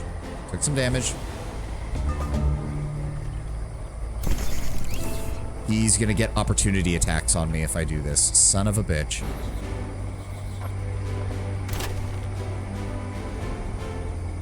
Son of a bitch. Alright, well, the mages already took damage, so let's try to finish this up as quickly as we can. I just need you guys to disengage. Move quickly. Yep, I know. Hit by a retaliation. Okay, now, Anvil Guard. I want you to engage him. Wow. Jesus, he's taking almost no damage. Alright, open fire. There we go. Okay.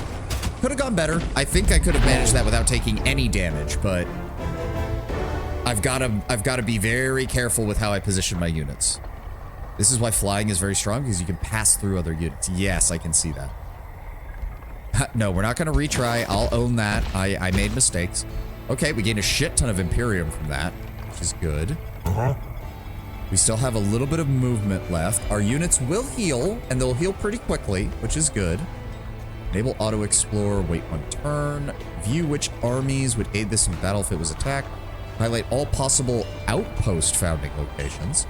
Structure claiming a province for its owner and forming the foundation of a new city. Not be entered by enemies without trespassing. Gathers gold, mana, and knowledge from resource nodes. Each outpost has a 10 gold upkeep for the owner. Okay. Well, we do need to double back because we probably want to focus on beating down these other armies. So we're going to move back over this way. Yeah, see, and they're already halfway to leveling up, and the mages are a third of the way to leveling up. Very nice. You've beaten an army in combat, rewarding you with loot, and your surviving units with experience. The more experience they get, the stronger your armies become. Yes. Okay. We're out of movement. Now we have... I kind of want... So, hold on. Let's go with this. City information. Oh, okay. Province has a quarry. They have palisade walls, plus 20, forces enemies to enter a siege when attacking. If a city has a wall structure you wish to conquer it, you must first besiege it and breach its defenses. Okay. Any of the 7 city hexes with at least 1 army led by a hero. When the fortification health is lowered by the besieger's fortification damage, once fortification health reaches 0, the attacker can move into the city for a battle. Okay, so this just prevents enemies from just walking in and taking your city. As you can recruit up to 6. So, okay, so each army can have up to 6. 3, 4, 5, 6, counting the hero. Okay, okay. That would seem to be a good idea. Ah, there we go. Yes, we want a second unit of Anvil Guard. After that, we'll recruit... Well, do I want to scout now? That's the question. What does these armies look like? We have Spirit Hawks, which are flyers, and Wargs, which are runners. And then over here, we have Sun Priests and Blessed Dragons. Oh, that's... I mean, they say 160, but that already looks very dangerous. Yeah, the Wargs are tier 2 units. Okay, yeah, no. Give me the Anvil Guard. I want a second unit of that. And what is this? What is this? Attract population. Oh, instantly increase your population. The cost is determined by the number of turns required to increase population. Ah, so that gives you a... I mean, I'm guessing Imperium is going to be more useful for other things. Yeah, cost of founding a new city. But this is a good way of using it if you're still pretty small. All right, so we have 4 turns until we get another population. We'll probably use that to grab this field over here. Either that field or the gold mine, one or the other. Oh, that's cool. And yeah, you can actually see the palisade walls and then the areas around it that are getting improved. I like that. Okay. All right, so advice. What else is there? You can Encyclopedia. Open the encyclopedia to find information about various... Okay, this is all the different... Yeah, this is all the different stuff that we had pop-ups for. Okay, makes sense. Rulers and heroes. Select an army with a hero and right-click the hero portrait to inspect that hero. A silver army banner signifies an army led by a hero. A golden army banner signifies it being led by your ruler. Open the hero path. There we go. Aha! You have selected a hero. Heroes lead your armies around the world. Only they have the authority to explore ancient wonders, construct outposts, or start a siege. Level up heroes by using them in combat and equip them with items you find as loot. Okay. Of legendary rank units, rank up units in the hero's army. We're working on that. We cannot use a mount, but we have 3 accessory slots, a ring slot. We can... Oh, so we can change out the weapon to a one-handed weapon and something else, but right now we're using a two-handed weapon. And then, of course, we have a helmet, body armor, and boots. Okay, okay. And we have no items yet. Ah, and we're immune to bleeding, and we can crush non-fortified obstacles without slowing. Nice. And it contributes to fortification damage, and can attack fortified obstacles. Very nice. Okay. You said there was also a thing in here for the... Ah, yes. Okay, so yes, you can look at all the tomes. Does this include the high tier tomes that I didn't get a chance to see? Or is it just going to be the... Damn, there's a lot of these. Oh, I see, I see. It's sort by tome. Or sort by tier. Chaos Lord, Tome of the Creator, of the Archmage, Tome of the God Emperor. Okay, okay. Of the Golden Realm. Ooh. Buy now is 25% cheaper. Can be used 2 times per world map turn. Golden Golem. It turns enemy to gold and brings home the spoils. Make the target race gain an affinity for gold, granting them +2 magic resistance and +1 gold per population in cities. Check Gilding Blast. Grants units in a 1 text radius a 90% chance of becoming gilded for 1 turn. Unit has the following effect. Stun. When the unit dies, the winner of the battle gains 20 gold per unit tier. Nice. Skill level... Oh, city structure. +10 gold, +10 food per magic material in the domain, and +10 draft per magic material in the domain. Nice. Severing, Exaltation, Demon Gate, Revenant. Crucible, Reaper, Stormborn, Supremacy, Supreme Magic, Grant Zeal, Condemn Army. Cool. Monument of Supremacy, plus 30 draft and plus 5 city stability per Monument of Supremacy. Nice. I don't think giants have any items to have in the other hand. Normal heroes can have one-handed weapon and a shield, but there are alternatives like crossbow and sword, but they're one item, not two. Interesting. Interesting. Of the Archon. Oh my god, there's so many. Astral Mirror. Create astral reflections of your units and leaders will reflect damage onto the attackers. Oh, that's cool. If the original unit dies, this unit replaces it. Cannot summon other units. That's pretty cool that literally would really fit with the whole unending horde. A mythic unit that can take the form of other units, gaining their abilities and healing themselves. Nice. When a fight occurs in the city's domain, the player gains an astral reflection of their ruler if they are not present themselves. Oh, that sounds good. That pretty much allows your hero to always be present to defend their city. The mirror mimic looks kind of creepy. What if I told you they're the size of a giant? Oh, that sounds good. That sounds good. Tome of the Dreadnought. Oh, this is definitely, yeah, Empires and Ashes. This is definitely for the Reavers, isn't it? Yeah, this is literally just artillery fire. Yeah, the Ironclad. Oh, okay, I see how it is. A land ship. Yeah, the Great Construct Bombard. Teleportation, Tome of the Cleansing Flame. Okay. I could get lost reading all of that. Let's keep moving. So again, hold on. This unit can prospect. Unit reward. Okay, so if that's the case, I want to send him over here so he can start prospecting these mountains. Yeah, there we go. Yeah, he's just gonna... Okay, that's really good. Oh, and then when we eventually get the ability to turn a lot of terrain into hills and mountains. Oh, that'll be good. I usually put them on auto explore. Does that automatically do the prospect stuff, Tenwin?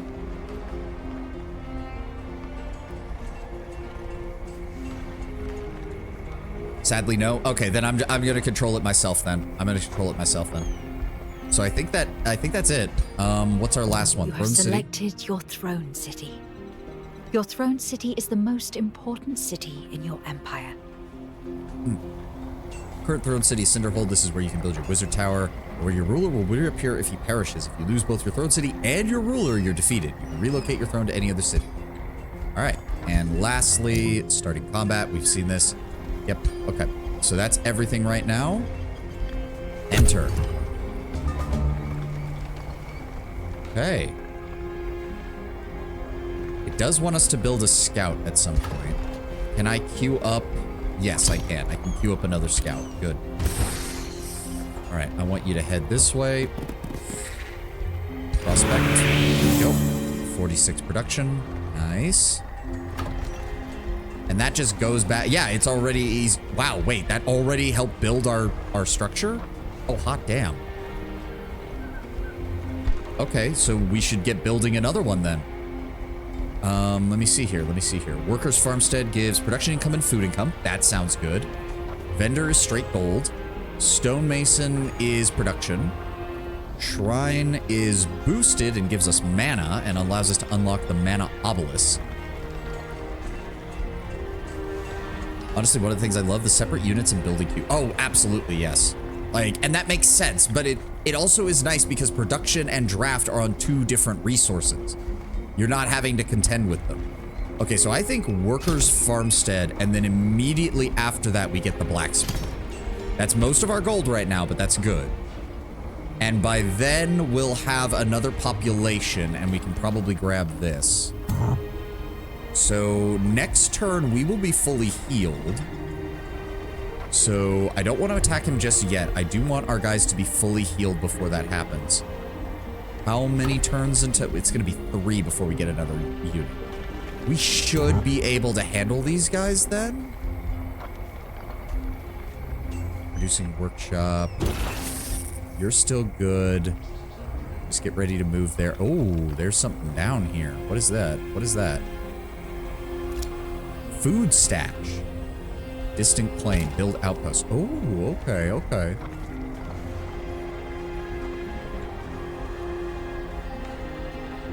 Do I want to? I think maybe we can take it now. We can take him now. Why is his... Wait, our amount went up and his went down. Why? Did he take damage? No, he didn't. Experience? Oh, so even partial experience works. No, they didn't. They're still tier 1. They're still tier 1. They haven't... Oh, cool. This actually tells you. So they get plus 10 health, then they get... Is that supposed to be another 10 health, or do they really get nothing going from rank 1 to rank 2? That seems a little awkward. When this unit enters defense mode, adjacent friendly units gain bolster defense. Oh, and that'll help pair them together. That'll be great. 10 health with each rank. Ah, good. Oh, so that all stacks. So they get, yeah, they get 10 across each rank. They're going to get additional resistances at rank 3, and then another set of additional resistances at legend. And at rank 4, they get defensive mode that gives bolster defense to everyone around them. So yeah, with this kind of setup, you absolutely want at least 2 frontliners in your army at all times so that they can constantly pair off with each other. Yeah, screw it. Let's go. All right, let's do this. We have a flying unit, and we have their wargs, so we're going to be fast-moving cavalry style, I guess. And he gets to go first. That's fine. Yep, the wargs are going to move up. They enter defense mode. And then we have these guys. All right. Ooh, long range, long range. All right, so we want to lock those guys down as quickly as possible. So I'm thinking we just I'm thinking we just move in and immediately engage them.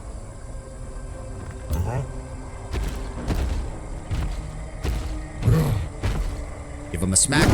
There we, oh, and it hit both of them because it was behind them. Nice. So if I... Ooh, I would... 50... If I move them directly here... Hold on. Okay, so that... If I put them there, that threatens that location. Which should... Ah, but they have to... Okay, so if they move... They're still in my threatened zone, so I can still hit them. Okay, so what I want to do then is move you guys here.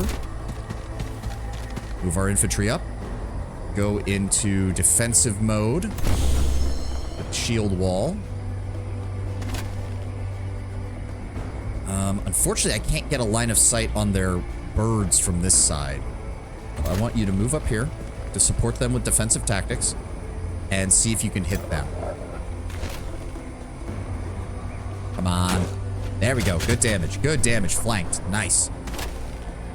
Now, if we move directly behind, we will have the ability to maybe get a shot off on the birds. What about my mages? Where can they move? They don't have as many options, unfortunately. Let's go here first. And then I want you to try to blast them. Good.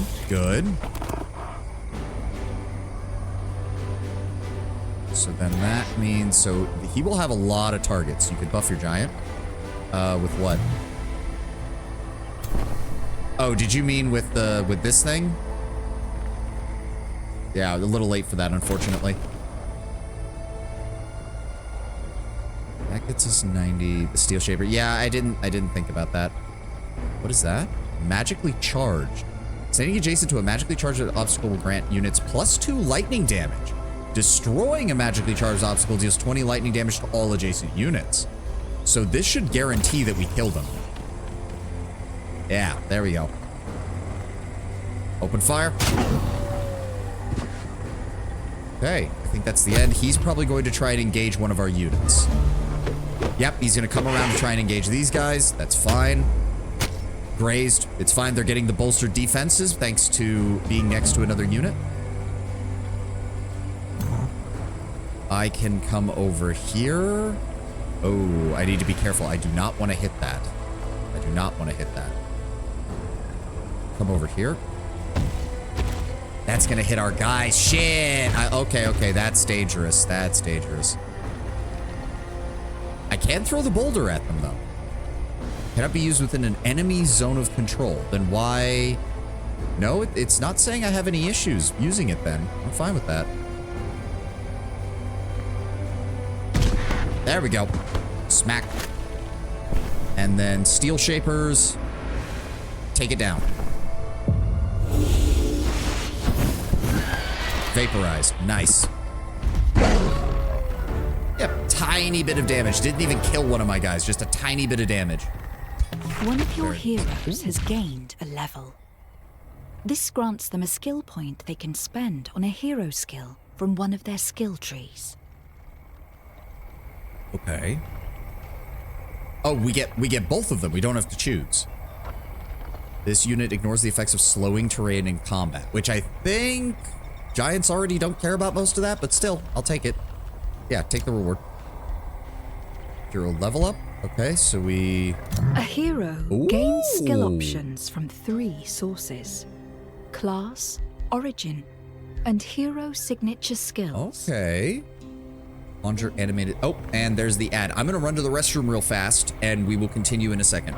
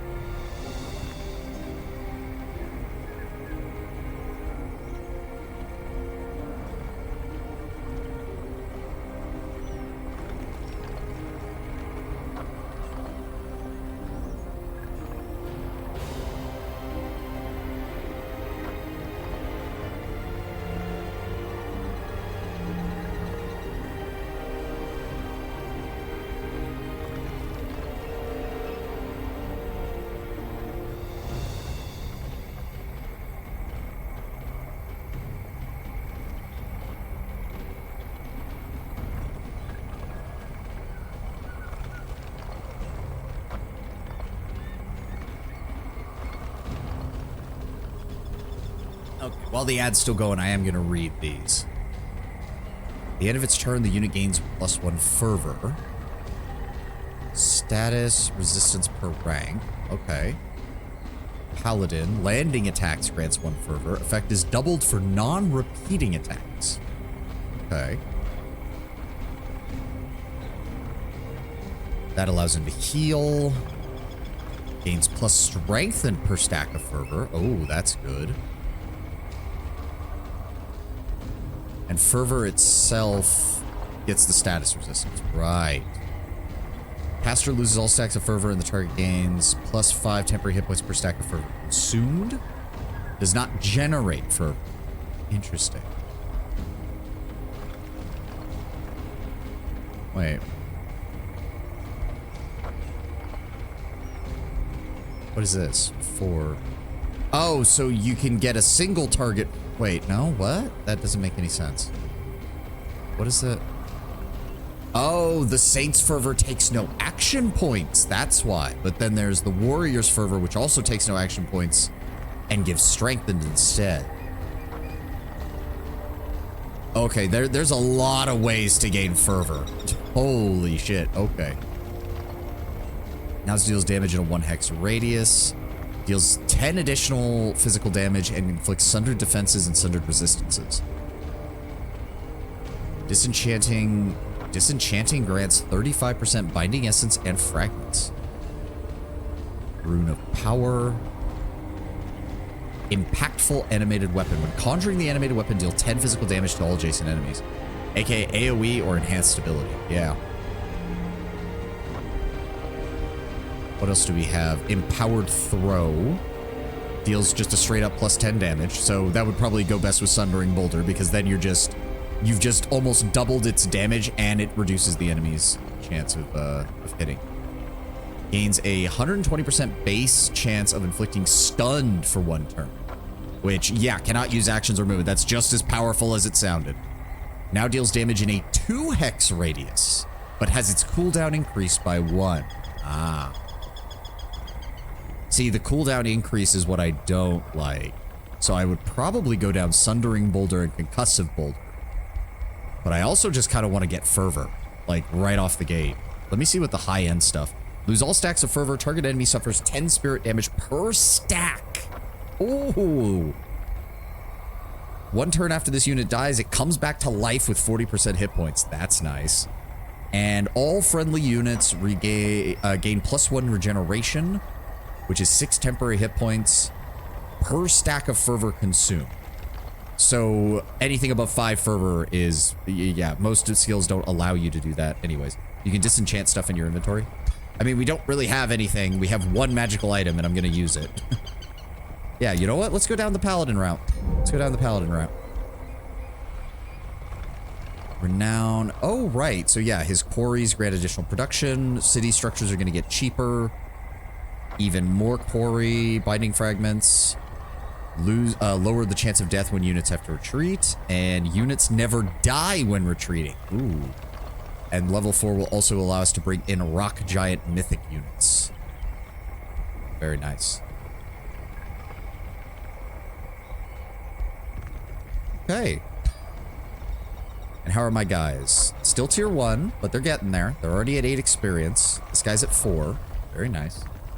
You'd equip those boots. Yes. Where was it? Not quests. Hero overview? Spec. There we go. And then Swift Greaves. Did that actually... Oh, they don't actually show up on the model. That's unfortunate. Still, we'll take them. Unit ignores slowing effects. Okay, good. Good. All right. Here, you can recruit a new hero. I mean, we if can't your hero yet, but capacity still. allows it. Your hero cap increases over time, but you can spend Imperium to increase it immediately. Local heroes originate from your own realm. Once you have developed your pact with a free city, their experienced heroes will become available to you too. Of course. Makes sense.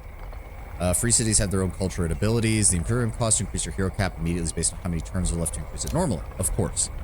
Each hero has its own unique governance trait and ambitions. A hero's ambition determines the goals they want to achieve. Completing these goals grants renown and improves the benefit of their governance trait. Okay.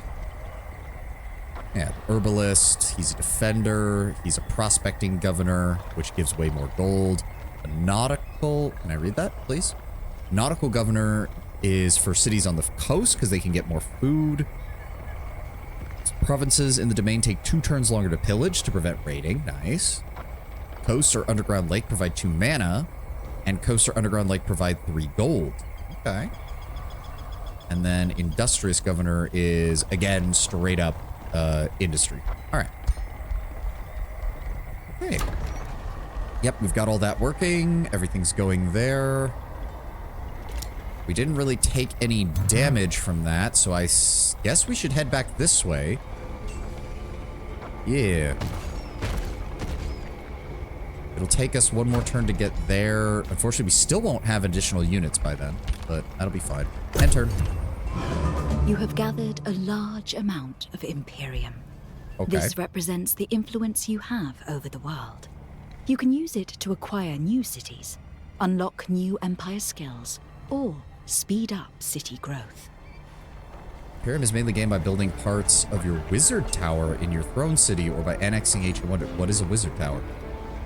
Only one can be built after building the Town Hall 2. It unlocks empire-wide benefits. Ooh. Because as long as you have a hero slot open, they will keep spamming heroes open to recruit every turn, even if you don't have enough gold or the like, which gets a bit tedious. Yeah. Empire skills. Acquired via Empire development. Where's that?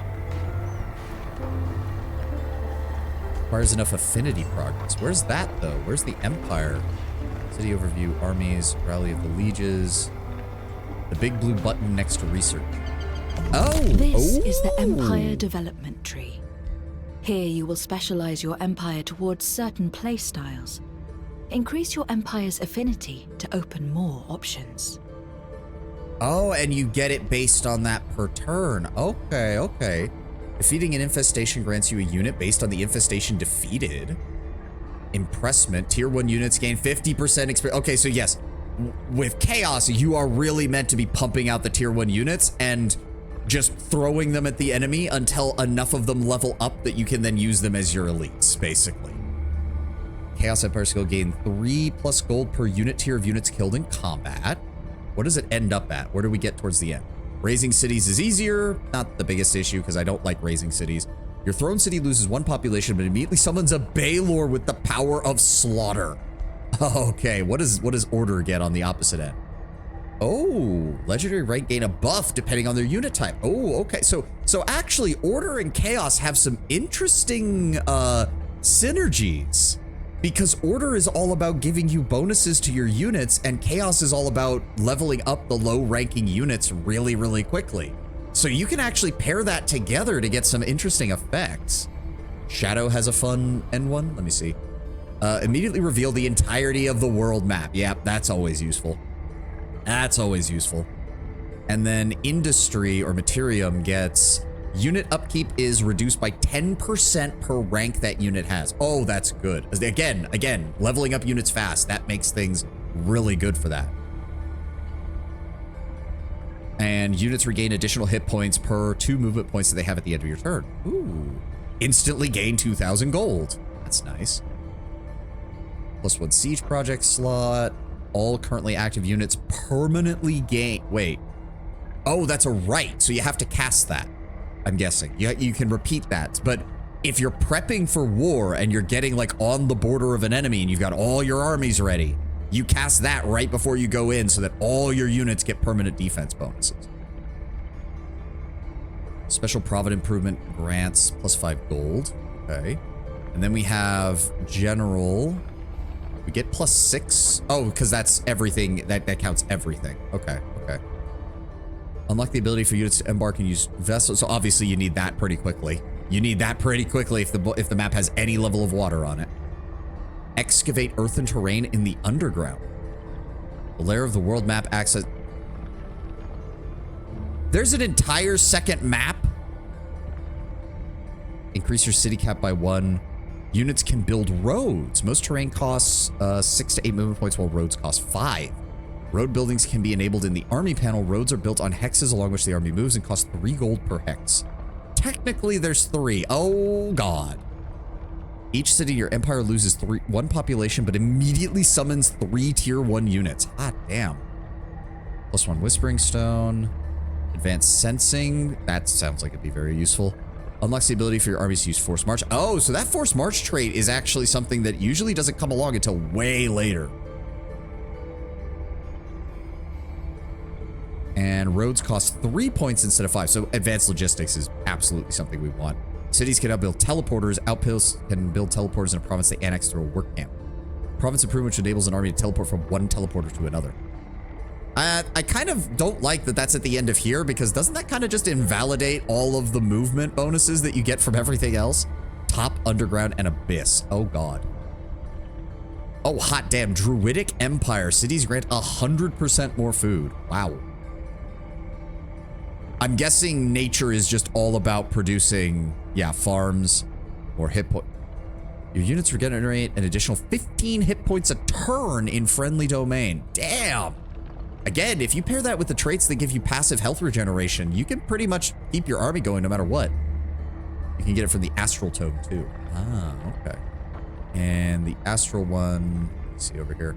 Yeah, Teleportation Mastery. Units are restored to full hit points and regain 50% of their move points after using a teleporter if they have not yet regained any move points this turn. Spells can now be cast on the first turn of combat. Ooh. Okay, okay. Again, I'm gonna lose my mind if we just keep reading. All right, what else is there? Yeah, you already showed me. Yep, affected by your You will affinity. progress toward unlocking your next Empire skill. Yeah, we can't select an Empire skill Choosing yet. a tone will alter your affinity, which represents your attunement to specific cosmic forces. It can also be altered by picking a signature skill for your ruler. Okay. The Chaos Tome gives you a unique teleportation ability that also allows you to recruit demons. Okay. Okay, so we're gonna move here.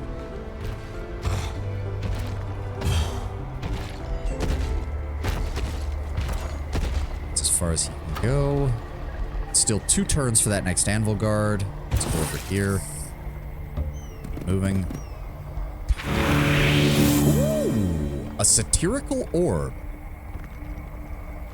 It's... he can use it. It's a tier 2 weapon. Unleash magical bolts at a target enemy. Cannot be used when the enemy is within an... cannot be used when the enemy... cannot be used when within an enemy zone of control. So... But it does have a quick stab ability. So it... I mean, it's not really a stab. It's more like you're punching them with the orb. See how it's labeled for Champion of Wizard King, not Giant King? Oh, so it's useless for me. That's a shame. Yeah. Damn. Yeah, Champion, Wizard King, incompatible hero type. Womp womp. Until you get a new hero. True. Alright. So he can't do anything. He's still exploring down here. There is a forbidden shrine. Hidden temple complex forgotten by time. Heron to the Archons. Who are that? They're created by the Allfather himself. Oh, that the Archon as in the species. Or the people. They probably forget themselves the Allfather's divine guardians against evil, protecting new worlds from the dangers of the Astral Sea. In recent ages, they have withdrawn from many worlds and rarely seek contact with the non-celestials. They once worshipped the Allfather. The light that aided the masses in connecting with the divine has long since been extinguished. The site's once grand halls now attract cultists and sinister entities seeking to awaken and test its power. Adds the Blessed Soul unit to the Rally of the Lieges. 2 knowledge per research post in city domain. Counts as a conduit. When Anax gives 5 Imperium, 25 mana, but reduces happiness by 5. Silver Ancient Wonder. So we'd have to clear it out with an army. Right now, we're just focusing on getting these mountains explored. I think that's the appropriate response. Yes, you'll do that next turn. You're still working. Population's going up. Why does it keep saying this? Does that mean that I built a mine or that the mine is still building or what? Silver Ancient Wonders usually I usually estimate tier 3 units required. Oh, okay. They're not easy. They're not easy to deal with. I get you. All right, we can't do anything else there. We can't do anything else there. Enter. Okay. One more turn for that. One more turn for that. Let's go ahead and get in here. Oh, hello. Is that a... Oh. Oh, here's hoping he doesn't come towards me. Let's go ahead and prospect. 66 gold. Thank you. And then just head... What do you... No. Head this way. Nope. Nope. Not that far. There we go. Yes, that one. We'll just clear out the rest of these mountains. You could rush the Anvil Guard if you want. We can. Oh, yeah. Hurry recruitment. Sure. There we go. And we'll go ahead and... Yes. Go ahead and... Oh, no. Link up. Link up. There we go. And then we should have enough movement to get over here. Yes. Good. Very nice. Now, this is the only guy we're going to have to worry about. What does he have? Spirit Blast. But if we get him in a zone of control, he's going to... Yeah, they both have it. So what we want to do is rush them down. What we want to do is rush them down.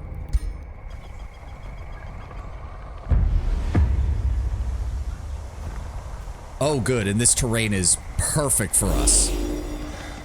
Oh, no. They're pulling back. Oh, that's not what I wanted. Oh. Wait, what? What does that do? Hold on. Spirit Blast. Oh, that is long fucking range. God damn. Okay. No, go away. Go away. Okay, we don't want that. That's obscuring. Lucky. Units on this position gain a 10% critical hit chance. Well, unfortunately, if I walk through it, it's going to destroy it, but okay.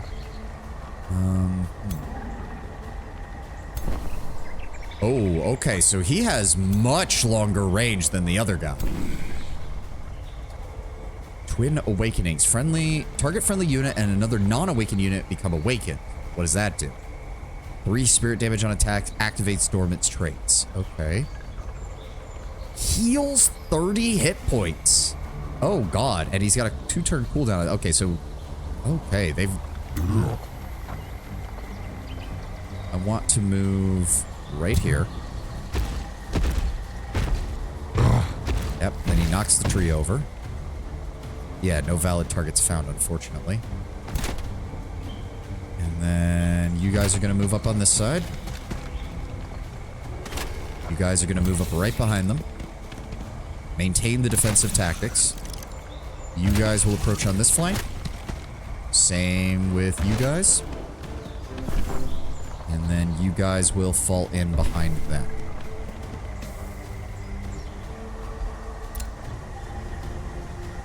If you enter now, they will enter defensive mode.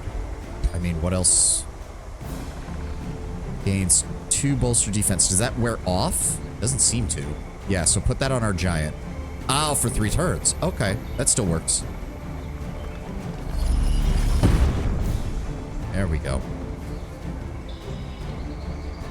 Enter. Yes, everybody else enter defensive mode.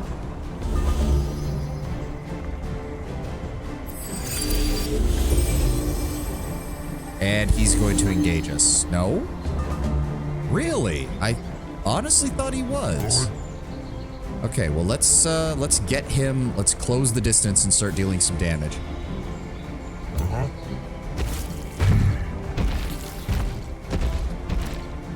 Oh, good. Nice. Cancel defensive mode. Draconic Rage. What does that do? Race. Heal for 10. When the unit is damaged, heal for 10 and remove 1 stack of grace. Oh, that's unfortunate. Okay, so obscuring, which unit in this location gains obscured. Target is obscured becomes 40% harder to hit with ranged attacks. Yes, so move up to here. Enter defensive mode, shield wall. Stay. Yep, that's the best location. Stay right behind them.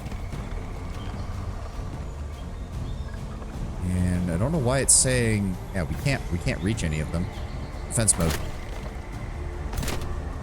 And then I want you guys here. Up. Defense mode. And then you guys right behind them.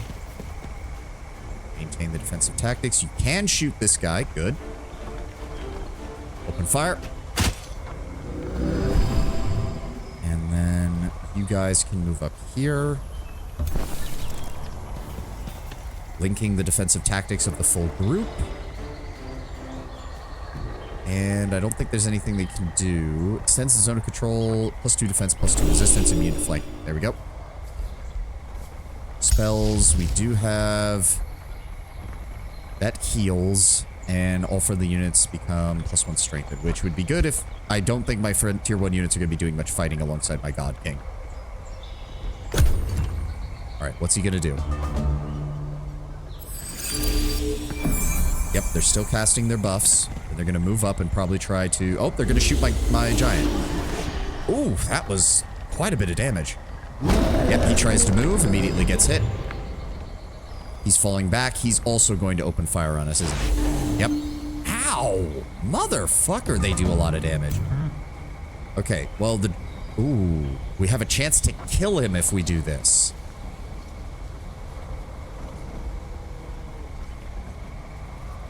Okay, okay. If I use a spell, is that using my giant's action, or does that just use... Alright, well, we want to close the distance, so let's keep moving. We have a chance to kill him. There we go. Alright, that makes things a lot easier. Anvil Guard, close the distance and engage. Pinned? Why are they pinned? What? Oh no, the enemy is pinned. Okay. And then melee strike. Yep, they immediately heal most of their damage. That's fine. Close in. Defensive tactics. Do not let them escape. We are doing fucking no damage because of that grace effect on them. Really? We can only 50%? That's a little annoying. All right, move up. Is it because we're firing over our own guys? Yeah, I think it's because we're firing over our own guys. That's kind of annoying. Lucky. 10% critical hit chance. I guess? But we're still only getting a 50% chance to hit. What the hell? And we missed. God damn it. All right, move up. 25, 50. What do they have that's causing that? They're even flanked and I'm still not able to hit them. 9 grazed, flanked. Okay.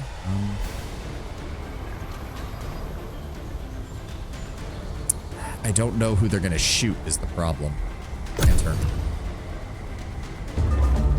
All right, he's going to try to move out. They immediately try to move. They get smacked twice. But now they're going to shoot us.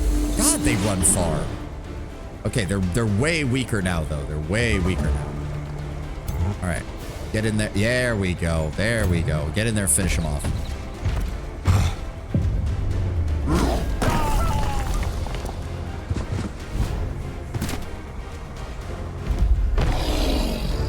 Okay, our giant king took the brunt of that.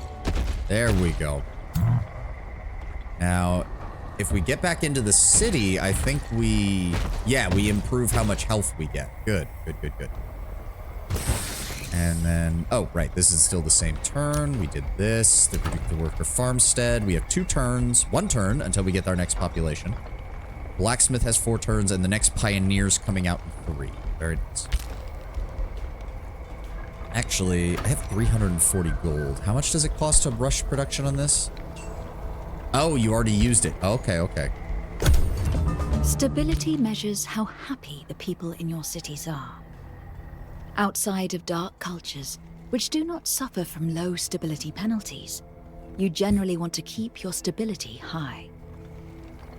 Okay, you find the stability. Yep. Okay. And now, so 4 turns to get that. We have, so what is this? This is a gold mine. This is a forestry. Why can't we take this, though? Are we not allowed to take mountains?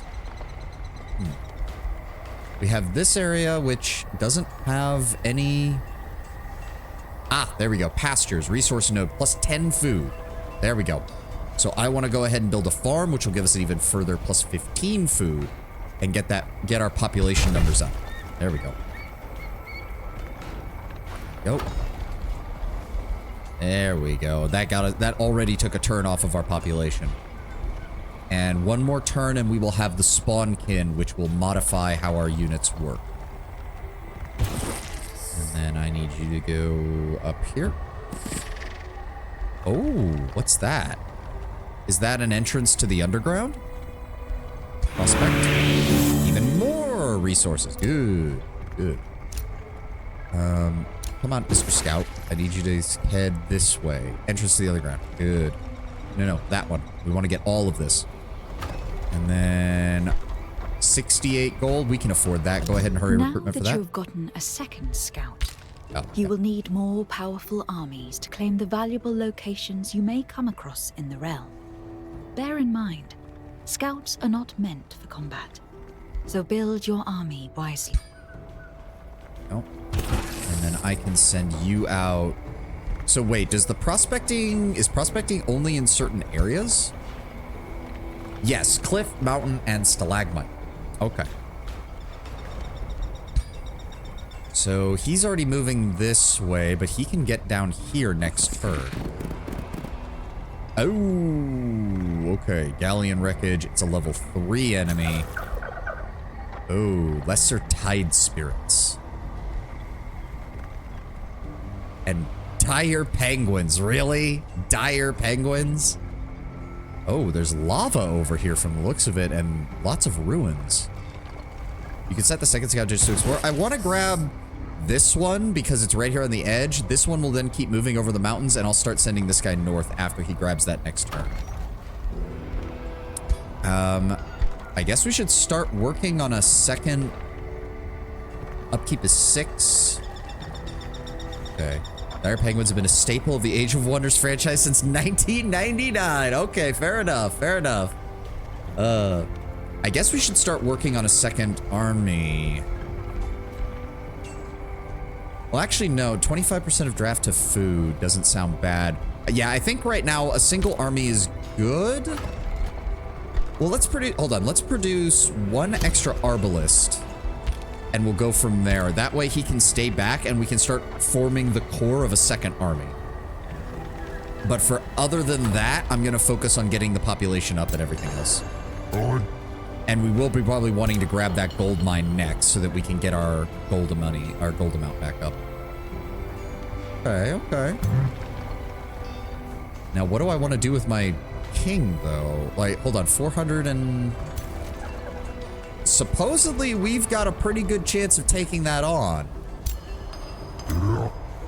We'll be fully healed by the time we get over there. It takes us, what, 2 turns?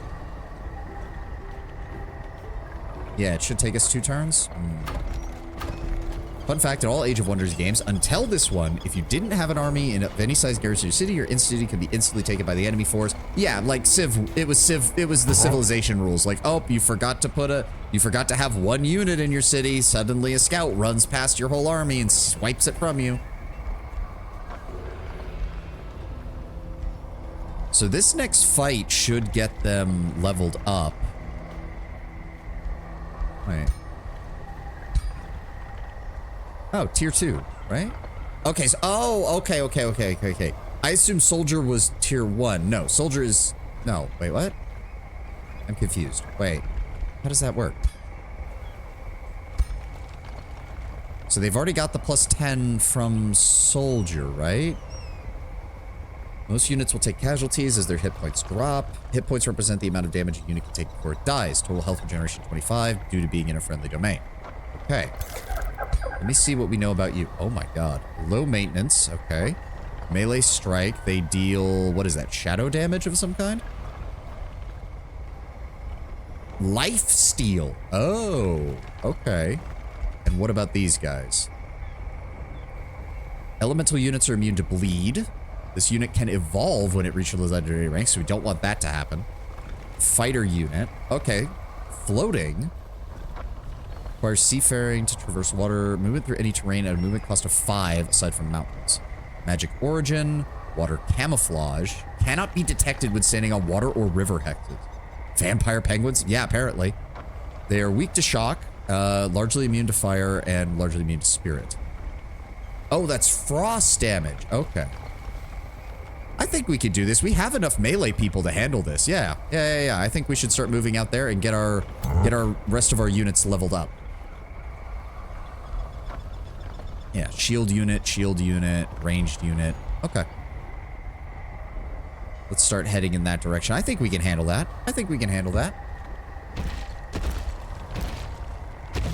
Oh, we don't heal nearly as much. Oh, I should have stayed 1 more turn in our own province. Oh, dear. Okay, well, too late now. Commit. Alright, you're already here. Spells ready to cast. This is your spell list. You can cast various spells from here to bolster your units and cities. Okay, so this is the rock rune spell that we heard about. Every turn, a province within a 2-province radius of this structure will gain mountain if on the surface or stalagmites if underground on the target province. Terraforming effects can change the appearance and province features. Terraforming can change what province improvements can be built, but does not destroy or change already built province improvements. So, funnily enough, you're actually kind of incentivized to optimize an area and then terraform it. When terraforming originates from a source, such as a city or province improvement, then removing the source will revert all terraforming effects. When there is no source that can be removed, terraforming is permanent. World map spells can apply terraforming effects. Fun fact, dire penguins are seen as evil, which has been a meme since AoW4 in 99. Certain province features as lava, water, or uninhabitable provinces cannot normally be terraformed. Okay, So wait, is this actually good? Because now I'm starting to wonder. I don't know. This now actually sounds really bad. I mean, it'll make it a hell of a lot harder for people to get to us because everything will be mountains around us. But for example, yeah, mountains are uninhabitable. You cannot build an outpost here. You have benefits for it? I mean, I prospect from it, but you can only do that once. Not viable for exploitation. Huh.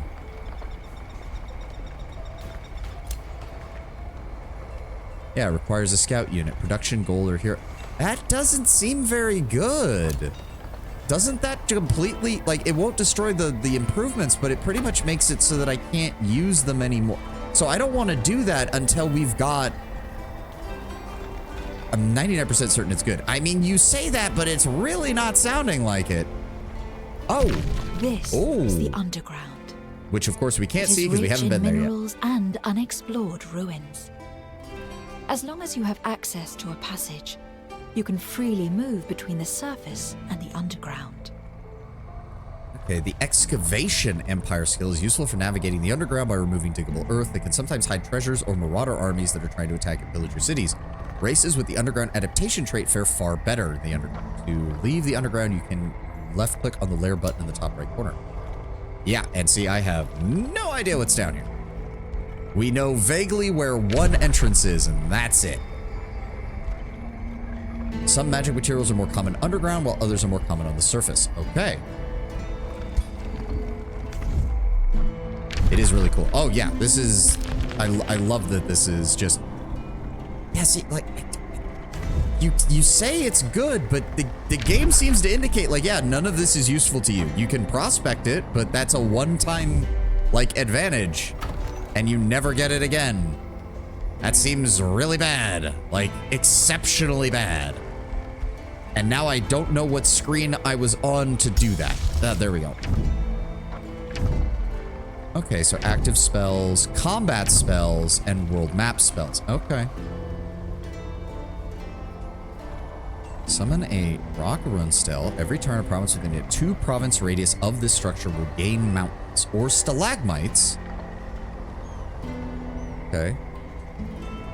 A habitable province. Oh, okay. So it's not a habitable province with some mountains. Okay. Okay. There we go. See? That's how they differentiate it, because it's habitable mountains as opposed to uninhabitable mountains.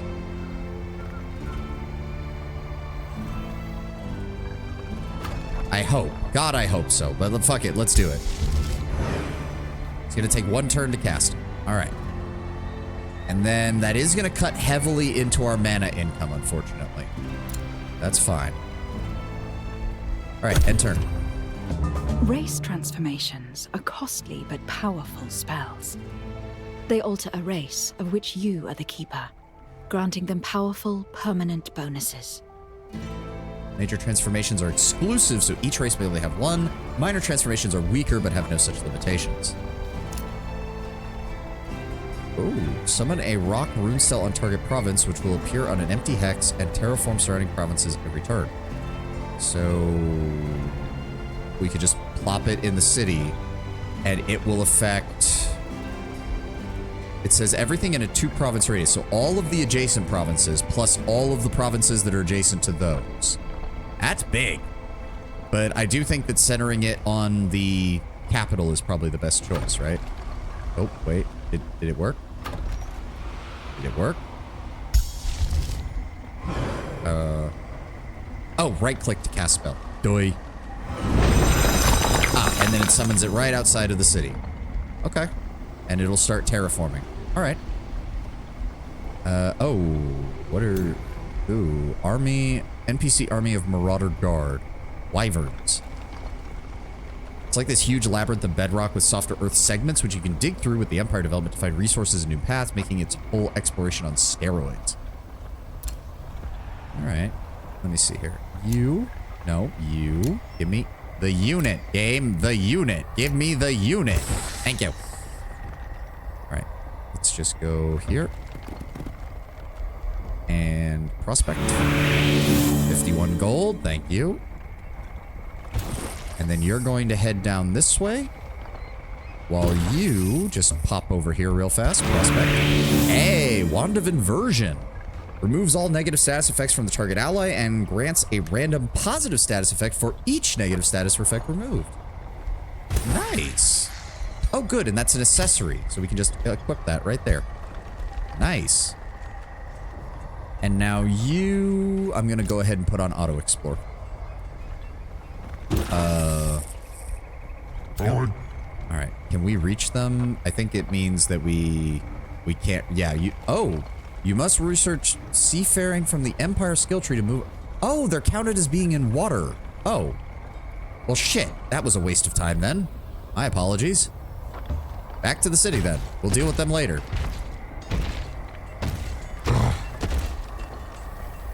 Now I want to know what the giant looks like on a boat. All right, the blacksmith is almost done. Is it also... It is also gold to hurry production here, which I'm fine with. Go ahead and pay 10 gold. Go ahead and get that built. Now... What do we want? 10 mana income wouldn't be bad. You should be able to cast the Miner's Transpiration spell. Enable Auto Explorer. Wait 1 turn. Guard. View which armies would aid. Highlight all the armies. Okay. Spawn kit. Ah, there we go. Right. First, select new research. Wayfinder enchantment. Ooh. Unit enchantment. Type of spell that grants a bonus to a specific type of units while it is active. Affects both existing and newly created units. Increases the upkeep of affected units, but can be canceled later. 48 movement on the world map and 6 movement in combat. Affects unit types of scouts, requires 70 mana and 70 out of combat casting. Blaze of the Horde. The target enemy suffers 20 fire damage and 5 fire damage for each adjacent ally unit. I think that's a good idea. All friendly units lose all stacks of bolster defense and bolster resistance, but for each stack lost, they gain strengthened and fortune. Ooh. I do like Blaze of the Horde. Having a direct damage option sounds like a good idea. And we cannot do Spawnkin yet because it's 150.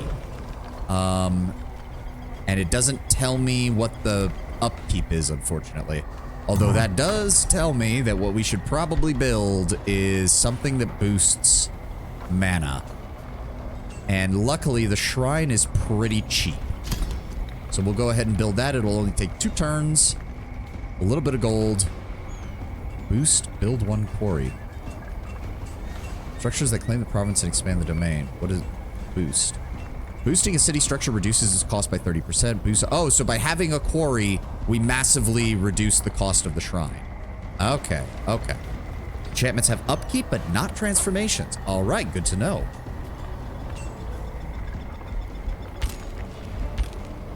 And then this is, yep, turn. Yep.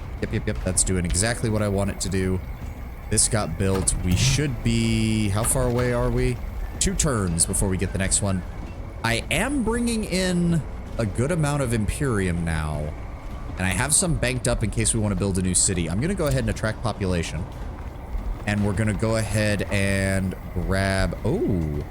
Build a research post, which gives both mana and knowledge. That seems like a good idea. Another quarry. Another farm. Okay, so this is a gold vein, which does provide 10 gold. If we build the mine, we get a further 15 out of that. Or is that 15 in total? No, the mine income is 5. No, the gold vein is 10. Total income. A mine can be built here thanks to the province feature. You can annex this province via a nearby city. Yeah, that's what I want. Hold on. We select the city. There we go. And then we build that. Okay, either way, that gets us back above 100 gold a turn, which I like. That's a nice, safe level to be at, I think. Still worried about these guys being down here, but... And you guys already did your thing. I wish it was easier to select you, but it is not. Orders required. New Empire development skill. Ah! So we have enough to grab Call of Chaos. Defeating infestation grants you a unit based on that infestation. All right, let's grab it. And then next we want to get impressment. Oh, those cost Imperium. Okay, right. I need to keep an eye on that. That was my bad. We do need basic seafaring. It's going to be another 2 turns before we get that. That's fine. All right, we don't need any more there. Investigators are very clear. You have one to the north, the red glowing area. Yes, I see that. Cinderhold is finishing up our Arbalist. Hurry recruitment. We'll wait till next turn. We'll hurry the recruitment. Then that'll allow us to put the remainder on there.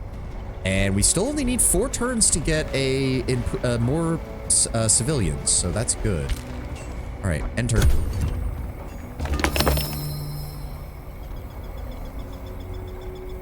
Okay, he's still hanging out there. No, I want to select the unit. I want to select the unit. Why does clicking on his fucking banner not select the unit? Okay, fine, whatever. Walk down here. You have discovered a lava province. You can annex lava provinces to grow your empire, but doing so will negatively affect your city stability. Okay. Only units with specific properties will be able to traverse lava. You can build mine and conduit province improvements in the area. Conduits are mana income. Flying and floating units can traverse the sector without issues, but land walking units need lava wall. All right, 75 gold. Not going to complain about that. There's nothing else to prospect here, so I'm going to send you to go start exploring this way. There we go, small monster den. An infestation is close by. Invading armies will be sent from its spawner location to your lands, if left unchecked for too long. Destroying them, however, might prove challenging. Okay, is there any indication... Deep Sleep. This infestation will become active in 9+ turns. Infestation spawner, bronze. Does that mean that we should be able to handle them with a full army?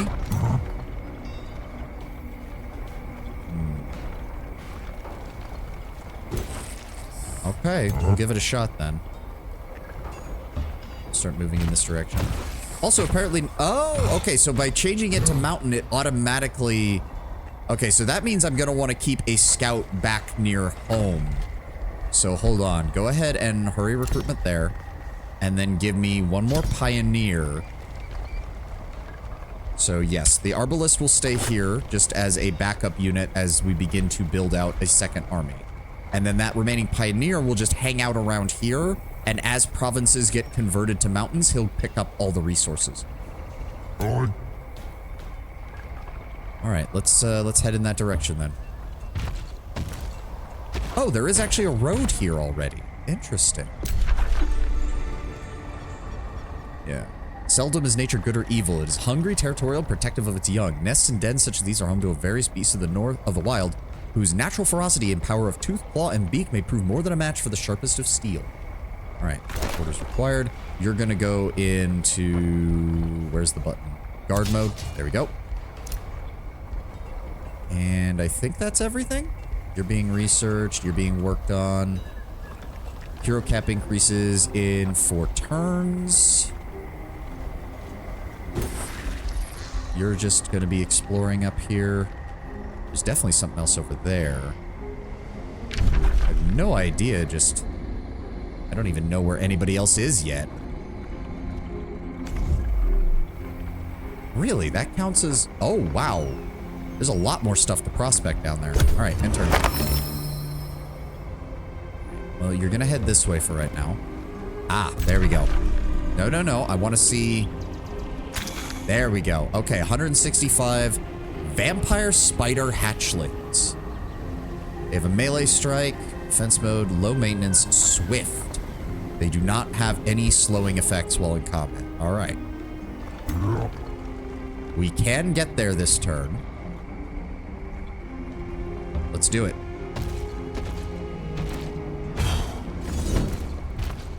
Okay. Oh, wait, what? That wasn't there. Oh. Poison needle. So we've got a skirmishing unit that can fight in both melee and ranged. Ooh, this does not trigger an opportunity attack. Now I wish I had fire, because it looks like all these guys are weak to fire. Alright. Damn. Alright, manual combat. Let's do it. You like some of the monster designs? Yeah. Oh, right. We get our... Oh, okay. Oh! So multiple armies near each other automatically. I assumed if you had another army, it would take them a couple of turns to get onto the battlefield. Okay. Okay. Ooh, I do not like how this is laid out, though. This is a skirmisher unit, which is flexible and uses both ranged and melee attacks. With its high speed and slippery ability, it is the perfect unit for hit-and-run attacks. Okay. Blind Thrall, Vampire Spider Hatchling. So they're melee only. They're actually quite defensive. So we want to be careful with that. What is this? Low foliage. Can we... Conversion. Pearl Boulder. So I would want to probably engage... Beast Bones. Oh, they're blocking unless... Well, my giant doesn't care because he'll just move through it.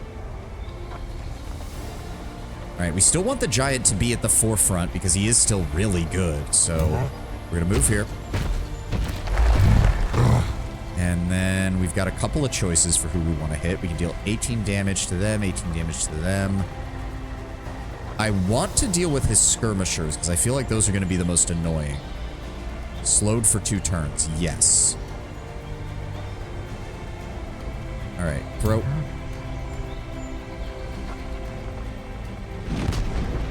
There we go. Yep, that slows them down. Alright. And then I want my infantry to advance. Support them with defensive tactics. There we go. They'll form a nice front line there. They can't climb the rocks. So if we move here, and here, and here. Actually, if I move my guys up here, and then, where is it? Grant defense. Let's go ahead and put that on our giant. Go. And then we're going to defense mode warding. Go. Nope, can't do anything there. Defense mode shield wall, defense mode warding, defense mode shield wall. This is a scout unit, which is weak and best kept out of battle. If forced to fight, its high speed and ranged attacks make it a good unit for flanking. Okay. I don't want him getting that close, so... Honestly, stick a bit to the side. If I need to, I'll swing him back out. But if he's over here, he'll also be benefiting from the defensive tactics. Alright. Force them to come to us. We already did good damage on their skirmishers, which are going to engage us. Yep, there we go. Minor damage. Poison resisted. No problem. There, and they didn't even get a chance. They didn't even get a chance to attack us. Nice. That's exactly what I wanted to see. Alright. Oh, right. We don't have... Okay, so Fury of the Horde would be good here because we are actually in a good position to engage them with this. All friendly tier 1 units become strengthened. There we go. Alright. If I move here, I can hit both of these. So... Go. There we go. And bam! Then I want you to engage with Steel Blast. Grazed. Damn it, with a 90% chance too? Are you kidding me? Right. I need you guys to advance. And strike them. Good damage. Good damage. Nice. Archers, give me... How is it only 65%? God damn. No, move forward by 1. I'd rather you have the 90% chance. Shoot. There we go. 1's down. Oh, god damn it. I should have moved them first. Fuck. All right. Doesn't matter. Move up, support the giant. And engage. Ooh, that was actually a strong retaliation attack. All right, I want you guys to move over here where it should be relatively safe. And immediately shoot crossbows into their flank. Good shot. They're also here. If we move over here, that will give us defensive tactics with them, and we can still engage them from here. Open fire. Good, good. All right, here comes the counterattack. That's going to be the problem. Yep. Ow. All right, minor damage to our giant. That's fine. Okay. They got health back for that, didn't they? Oh, son of a bit. Okay, well, we at least removed... I was going to say we at least removed most of their health. Yeah, they did not... Okay, when does the fight stop? How many times do you attack? Okay, my turn. If we... So let me... Hold on, let me see here. 90% chance that's flanked. We can also do this to increase the damage. There we go. Open fire. Much better. And then... They will be flanked from this. This should kill them. There we go. One down. Which means you guys can move over here to support them.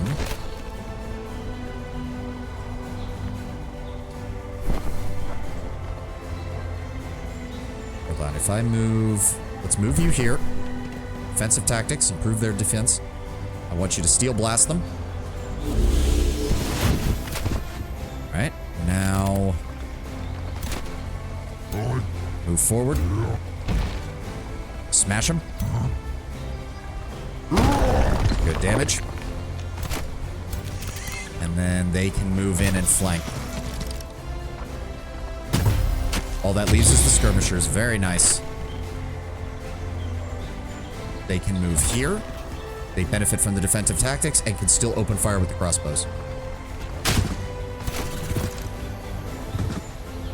And then... They might run after this turn, I think. Endgame can get it kind of silly because the AI will have 6 to 9 armies of 6 units apiece, and you can have 6 to 9 armies of 6 units apiece, and you cluster in huge groups having multiple battles with each other, essentially going full war of attrition on each other. Well, it's a good thing that my entire strategy is based around throwing waves of tier 1 units at them who are actually way better than you think they are. Should I move in there? If I move in there, they'll be extremely weakened. They will not have much in the way of combat capability. I think we can afford to do that. Go. Good. Good. There's literally only one of them left. Can't do anything. Can't do anything. Bolstering chant. We don't need. End turn. They're going to try and either escape A unit or... has low morale because the tide of battle is turning Yeah, nope. against Get it. fucked. Good job, guys. There we go. Level 2. You have managed to defeat your Ooh. first infestation. And we Infestations are often captured found a in vampire valuable spider settlement matriarch. locations. She gets The next melee step in the strike, barbed expansion of your webs, empire could sustained be to damage, construct an slowed for outpost. 1 turn. Terrell, welcome. Welcome, welcome. You missed the end. Or were you here yesterday? I think you might have missed the ending of Baldur's Gate 3. That's a tier 3 unit? Oh, yes. Very nice. Spawn hatchlings. Cannot be used in water or lava battles. Only used once per battle. Okay. Barbed webs. Enemy units in a 2-hex cone. Nice. Becomes slowed. 60% chance of bleeding. 60% chance of immobilizing. And it steals health. Ooh. As well as the shielded signet of flanking. Unit deals plus 25 damage when flanking. Ooh. And it gives +1 status. Very nice. Very nice. Okay. So you're going to be coming with me then. You're going to continue your auto-explore. In fact, I'm just... I don't actually like the auto-explore. I'm just going to have him walk normally. I'm going to control where he goes. I want him to start heading out this way. And then the vamp... Let me see here. You need to start making your way back to our domain. And you will stay near. Is there a way to like set an army to follow another army, or do you just have to be careful with that? You managed to defeat your first infestation. The next step in the expansion of your empire would be to construct an outpost here. Why? That seems a little close to build a city. Or outpost, whatever you want to call it. Because tutorial. Yeah, fair enough. And honestly, if I was, I'd actually want to build it around here because this looks like it's a natural choke point, and I want to make sure that nothing can come at me from the north. How much of this map do we have to— oh yeah, there's lots of shit to our north. If we hold this choke point, though, that allows Cinderhold to pretty much control this whole area. The question is, how much resources do we get from water? And the answer is probably not much. But we'll see. We'll see. Yeah, that's where we'd want to build it, right there. So actually, we need to move forward. You can actually scout a little bit ahead for us, too. There we go. Looks good. All right. You... There's nothing else around here. We could send you underground, I suppose. You can build province buildings on water? That isn't a problem. Okay. What is that? Oh, pastures. Okay. You just usually can't build special improvements. Okay. No, I want to give him orders. Can we... Ooh. Ooh. The Shrieker's Tomb. Silver Ancient Wonder. Ooh. I'll read that when we eventually come around to get it. Otherwise, we'll be wasting too much time here. Okay, there are provinces, there are things over here he can prospect. Yeah, more production. Never gonna say no to that. Ad break. I'll need to go refill my water. We'll be right back in a moment.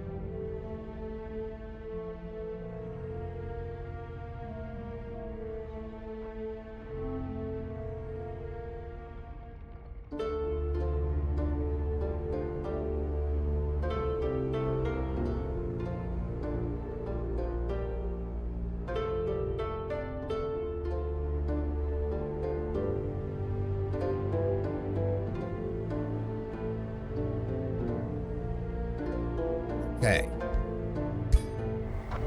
I do want to... Oh, and it looks like there's an aquatic invasion place over here. You can just hold off. And we got the shrine. Nice. What else do we want? Requires 2 force. Oh, okay. So there are a lot of requirements for these. Interesting. Oh, and we're oh, we already got a population number. Oh shit, I missed that. Well, we do need a forester, it says. That does give us more production and more food. More production and more food. What is this? Quarry, forester. So we're not getting... There's no existing things here from the looks of it. We are surrounded by a lot of wood, so we're not going to have any problem with forestry, that's for sure. Should probably aim to upgrade the city. Yeah. That sounds like a good idea. We have plenty of forestry options. Let's go with this one since it's close by. There we go. And then we'll... Where is it? There we go. 1 turn. Wow, we can build that fast. Gives +1 province annexation range. And +10 gold income. Unlocks special province improvements. Okay. Requires population 3, which we have.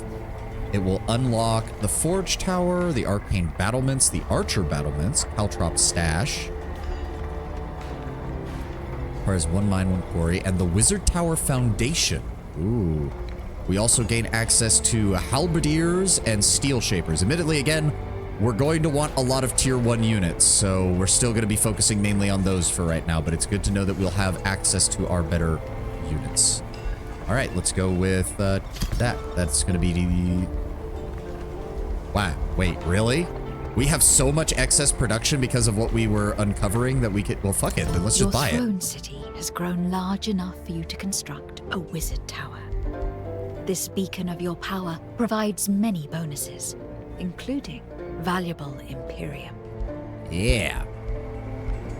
So then what we would want... So let me see here. Wizard Tower gains +5 Imperium, +3 vision range. That's nice. Use Imperium to improve your empire. Yup. We gain the Item Forge, the level 1 Wizard Tower, which does give even more vision range. Hot damn. Gives a starting rank to every tier 1 magic origin unit and unlocks the summoning of tier 2 magic origin units. Nice. Is there anything else that I might want? Caltrop Stash. What is this? Add caltrops in combat during a siege with slow enemy units and inflict bleeding. Ooh. You already have the item forge, by the way, due to being a giant. The bronze button next to the Empire development. Ah, okay. Go further down, special development. Oh. Oh, +5 production per adjacent quarry, which we already have 2 of, I want to say. 1 of? No, we have a mine, right? Mob camp. +7 food, +7 draft, unit deployment location. Units are the force that make up your armies. Okay. Can be recruited in cities or using spells. Tier 1 units are cheaper by 20%. Counts as a forester. Oh. Oh. So if I build it on a plate... Why are we taking a -5 from that? Why am I taking a -5 from that? Special province improvements are good? Yeah.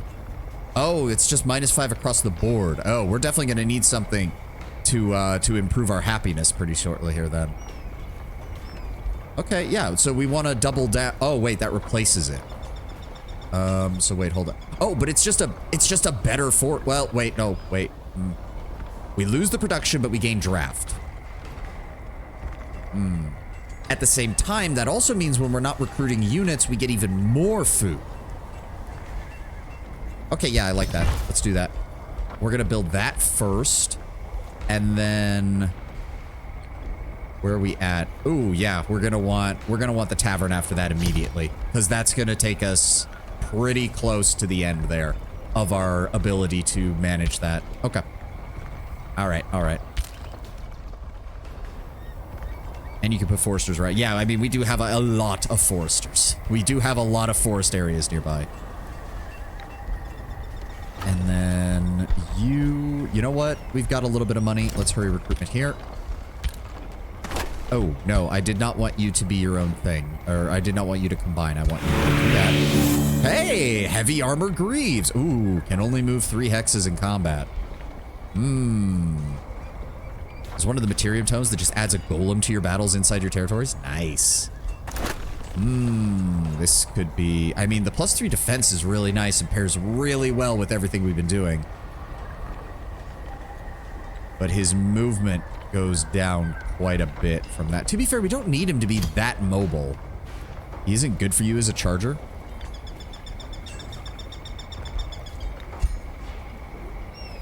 Wait, what?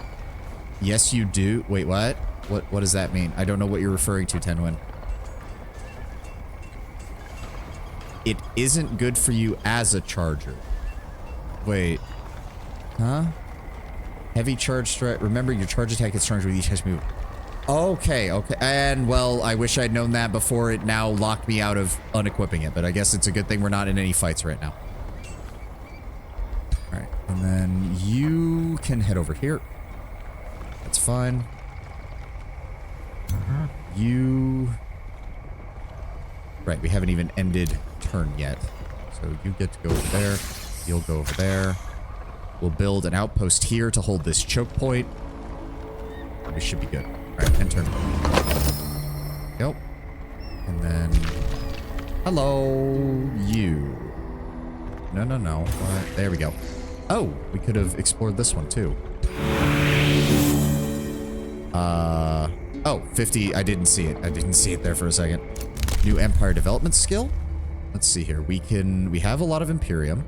Outpost costs 25% less gold. Founding and upgrading outpost takes 1 less turn. Yep. Since we're going to be doing that here pretty soon anyways. Do I want to spend... It does seem like we really need basic seafaring. Because if there's anything in water, we're going to need it. So, alright. So that's going to be using up a lot of our Imperium right now. That's fine. And then we move them out here. Costs 200 Imperium to develop an outpost to a city. Oh! You have discovered an ancient wonder. It silver. now needs to be explored before it can be claimed. Though only armies led by a hero can explore ancient wonders. While exploring, you can encounter obstacles which can be overcome in various ways, though they can always be cleared through combat. Okay. I do still think that we want an outpost here, though. Yeah. How do I... Wait, 1 turn, guard. How do I do that? I'm confused. How do I... Wizard Tower, Ancient Wonder explored, outpost built. How do I build an outpost? Also, special improvements. Let me see this. Can be built in your cities. Go to the list of production. You're about to build a special province On improvement. top of existing improvements, These they must be provide built better on top of economic existing bonuses and are often improvements. affected by provinces around them. Okay. And you should be able to replace those boots. That would be nice. Yes, there we go. There we go. And click on the area around him. Oh, okay, there we go. Build outpost. 38 gold, 1 turn. There we go. Yep, right at the entrance to the forest. That's exactly where I wanted it. Unfortunately, that does mean that there's not much point in heading further north, because we already know that we're not going to have much of a... If that's a silver, then we know there's not... Ah, okay. Hi. Oh, dear. That's a phoenix. That's a tier 4. Oh, dear. My scout might just be dead. I guess we do reinforce him, so I guess we might... Ooh. And they're all flying is part of the problem. They're all flying. But yeah, there's some kind of invasion point over here. Do note that enemy units with brown banners won't attack unless you do. Okay, that's good to know. That's good to know. And he... You should move over here, buddy. Thank you. Staff of Radiance. Champion, Wizard King. So it doesn't work for us. I'm probably going to make a champion first as my first hero because we're getting a lot of items for that. And then next turn, you can move over here. Go. Produce rations. We do not need another unit right now. We do not need another unit right now. We need to get our money up higher is what we need. So, okay, so that's a brown banner, so these guys are not going to attack either. Good. Red banners will fuck you up. Okay, okay, good to know. Nothing else we can do there. Wait your turn. How far off are we from spawn in? Next turn, hopefully, we should be able to use that. Your new outpost is finished. There we go. You can turn it into another city by spending Imperium. Cities develop over time and are the main source of income for your empire. Be mindful of your city cap, however, as going over this cap will reduce the income of all your cities. Okay. Good to know. Alright, well, the scout can just keep moving then. Oh, okay, another brown army. What have we got here? And yet another brown army. Just, there do appear to be mountains over here, though. I want to get to those. We get to those mountains, we can get those resources. All right, the outpost, palisade walls, work camp. This allows for the annexation of a single province. If a city is founded from this outpost, it will start with one additional population and the annexed province already attached. Okay. And then it takes that. So we're going to need 2 turns to get it for it anyway. So we get the work camp, we elevate it to a city, then we immediately build the palisade walls.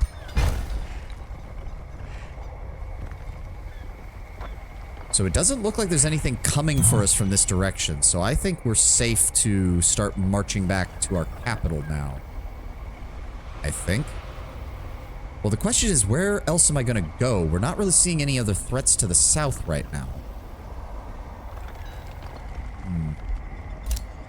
Yes, outpost founded. Already took a look at that. We'll name it something later. Here we go. Increased number of units in formation, 20% damage for non-hero units, 10% evasion for hero units. Yes. This is why you need to have a scout that's just exploring randomly. Yeah, I'm kind of seeing that.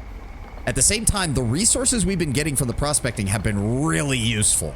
They have kept my capital just churning along with abilities. All right, it's going to take 3 turns to cast that. And there goes all of our mana. What else is he trying? Outpost can be upgraded to a city. No, it can't. We're working on that. Okay, we've seen all that. Thank you. All right, you can come over here. Prospect. Arc Fire Orb. Unleash a magical bolt on the enemy. Okay, yeah. We're definitely getting a champion next time. Good lord. All right. And then he can start heading down this way. Actually, head this way, because that'll put you closer to these. You can... Like, I know we don't have... Yeah, expected difficulty, 2 skulls. Reward is mystery bones. Interesting. Gives you claims on the province, adds the blessed soul unit, and gives +2 knowledge per research post in the city domain. Okay. I just don't think we're ready to take that on yet is the problem. I really don't. All right, enter. There are many paths to victory in this realm, but they all need the right strategy. You can expand your empire far and wide to become the dominant power within the realm. Use magic to bend the very land to your will, or use force and military prowess to crush all those who stand in your way. Evaluate your progress to victory by tracking a victory condition in the quest panel on the upper left. Okay. Discover a free friendly city. Still working on that. Alright, let's head over here. Ooh, look at all this. Ooh, robes of resistance. +1 resistance, +2 status resistance. Can we put that on? Yeah, it works. Sweet. Not gonna say no. Not their fault you're crouching in the mountains most of the time. Alright, you're good. You come down here. There's a lot of stuff down here that wants to kill us. There we go, some free production. Never gonna say no to that. Okay, well, nothing is attacking us here, so I think we are safe to start... Or maybe, do I want to start killing the things around here? Just to the south?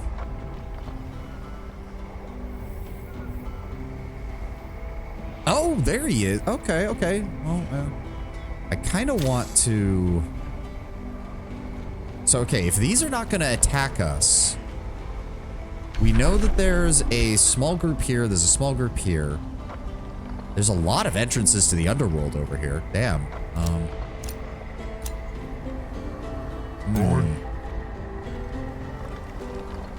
I mean, we do want to keep getting more experience, because that's the good thing with it. Our giant isn't even level 3 yet. Tier 2. Why does it look like his experience level keeps going higher without leveling up? That's weird. Veteran, soldier, they still need experience. Veteran does... Wait a second. Do they get the same benefits? Yeah, it's just health increases until you get to elite. Okay. Still, more health is always useful.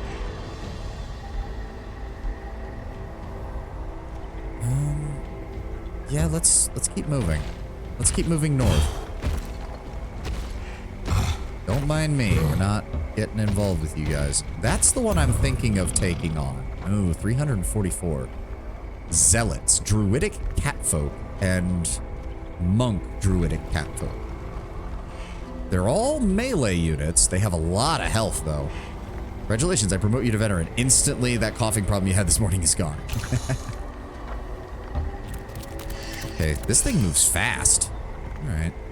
Yeah, I say we clear these guys out. I say we clear these guys out, get some more experience. I think we can handle this. I think we can handle this. 344, 480, and 130. God, that matriarch is strong. We need to keep her safe. Okay. End turn. And then we have you. You can come down here and keep prospecting. Ring of Opportunity. 30% damage on opportunity attacks that are triggered when an enemy unit leaves. I mean, yeah, why not? Oh, hold on. That gives us status resistance and increases damage. The problem is he doesn't usually flank. He's usually engaging the enemy head on. I'd much rather have opportunity attacks because if the enemy tries to get away from him, I want them to regret it.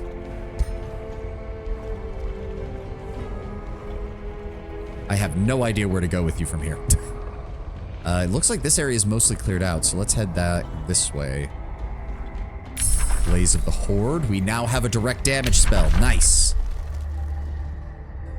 Unit enhancement adds +2 vision range on the world map for your scouts. Summon irregular. Summon a random non-scout tier 1 unit that can be produced in a city on the target hex. And unleash the warhounds for the siege. Unleash the hounds. I mean, if we are going to find an enemy city, that would be good to have. So let's start working on that. Cinderhold can seize another province. We really need to get that tavern going. Oh, damn. Okay, we have a lot of choices here. Also, summon irregulars is generally a bad spell. Yeah, 60... Unless you get a lot of mana. I could see it if you're really flooded with mana, just being like, yeah, I make a free unit for my army. Like, it could be useful in that regard, just to throw more bodies at a problem. Speaking of mana, we do not make much knowledge per turn. So I kind of want to build a research post. Or maybe a conduit. I don't know.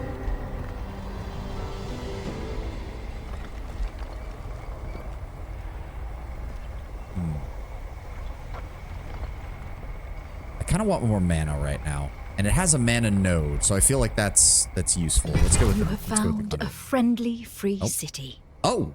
Now that you have established contact, you may provide them with a Whispering Stone. This artifact will sway their relation with you over time, until they are ready to become your vassal. Oh, you're a big... Hello. Hey, more bug people! More bug people, led by Zaslu Goldmark. Okay. Let's go ahead and give them a Whispering You have Stone. established your first contact. Once enough allegiance is gained with a free city and they've become your vassal, they can be integrated. Nice. Respond to a hero's offer to join. Oh, so we can already get one of Brassgate's people. Each Forester grants +2 city stability. Lawbringer. Usually if the map allows it... Sorry. Closest free city will be the same race as yours, meaning it's an easy join. Okay. A Warlock. Debuff and Undeath experts. Nautical Governor. Instructor, Industrious Governor, a Spellblade. Because he's a battle saint. We already have the hero, or we already have our general, our Wizard King guy as that, so... Hero class that uses both melee and magic to deal damage from a distance and physical damage when the enemy gets close. Okay. Trollkin Governor gives you trolls? Really? Yeah, can recruit Butcher Ogres, Brewer Ogres, River Trolls, and Swamp Trolls. Okay, that's not the worst idea. He also starts at level 3. We have the money for it.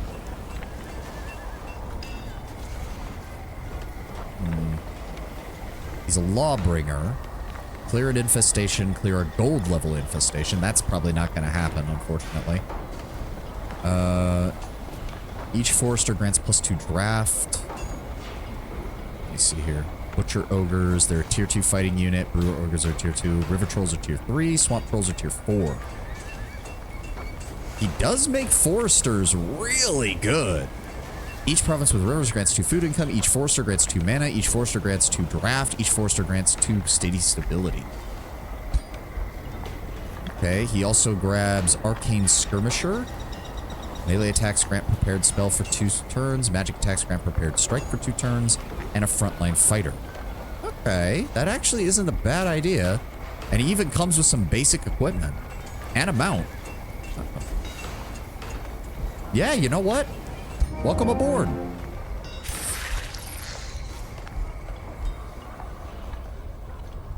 Ooh, if I'm gonna make him my cavalry expert, I could stick him with the spider matriarch to turn him into like a flanking unit. Oh, I didn't realize that we actually get a little scene here. Guild Mistress Zaslu Goldmark of the Free City of Brassgate. Salutations and an honor to meet the Mountain Master of the Imperialis Averium. Nevertheless, we humbly ask you to respect the territory and independence of Brassgate. Okay. And then that opens this up. Yep. Okay. Don't forget you can go to the hero and customize his appearance for funsies since you don't see the champion appearance. Speaking of which, okay, he can't use any of the weapons we found, but that's fine. He still has other options. I don't want to give him that because I actually do want him to be moving quickly. I do want him to have that for flanking, though. That sounds perfect for him. And yes, we can adjust the appearance, but I do like it. I do like it. Raise their city. No, they are fellow bug people. We help them. We eventually get them on our side. That is what we do. Who do we have here? Oh, that is an army of Brassgate. Okay, right. It has the symbol there. Okay. He has copper golems. Okay. Speaking of which, I didn't even think about this. Item Forge. Ooh. Here you can forge new items for your heroes. You may choose what kind of item it is and what it can do. The only limitation is the amount of binding essence you have and which magic materials you have collected. Dragon claw. Oh, that's cool. Dragon lords get their own like claw items. And yes, giants get the different types of axes, the obelisks, and the warhammers. Kind of want a helmet. Can be infused with passive infusions that increase survivability and perception. Okay. Item tier 1. But we don't have any resources to build any of this, do we? Yeah. Binding essence and binding and magic materials. You can gain binding essence by disenchanting items in your arsenal. And each magic material unlocks its own unique upgrades that can be used in the item forge. You can still have a look. Click on the cogwheel. Will do. Will do. Infusions have a point cost. Only one item can be crafted at a time. The process can be canceled at any time. Yep. What cogwheel? What are you talking about? Oh, those cogwheels. Doi. Okay. So wait, why can't I just make something that is... I guess it does still require at least one piece of material. So like if I wanted to, we would want like defense. Ah, in case 75. And then there's... Ooh, okay. That requires focus crystals, immune to flanking. Okay. I see what's going on here. Runes of protection, various status effects, lightning resects. Okay. That's pretty cool. All right, we'll get around to that. We will get around to that. They can get kind of silly. Yeah, I mean, I think that's the point. We're still working on that. That's getting built.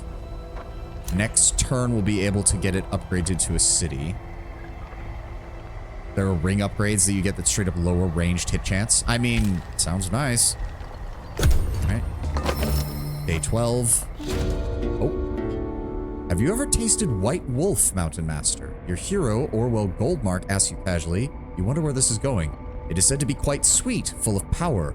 Orwell feigns nonchalance, but you detect the quivering in his voice. He wets his lips, and your raised eyebrow is all the encouragement your hero requires.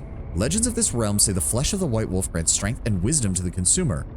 As your devout servant, permit me a white wolf. We shall share its flesh and its power. Hands out experience as a guaranteed reward. Bonus rewards can be earned through different story events.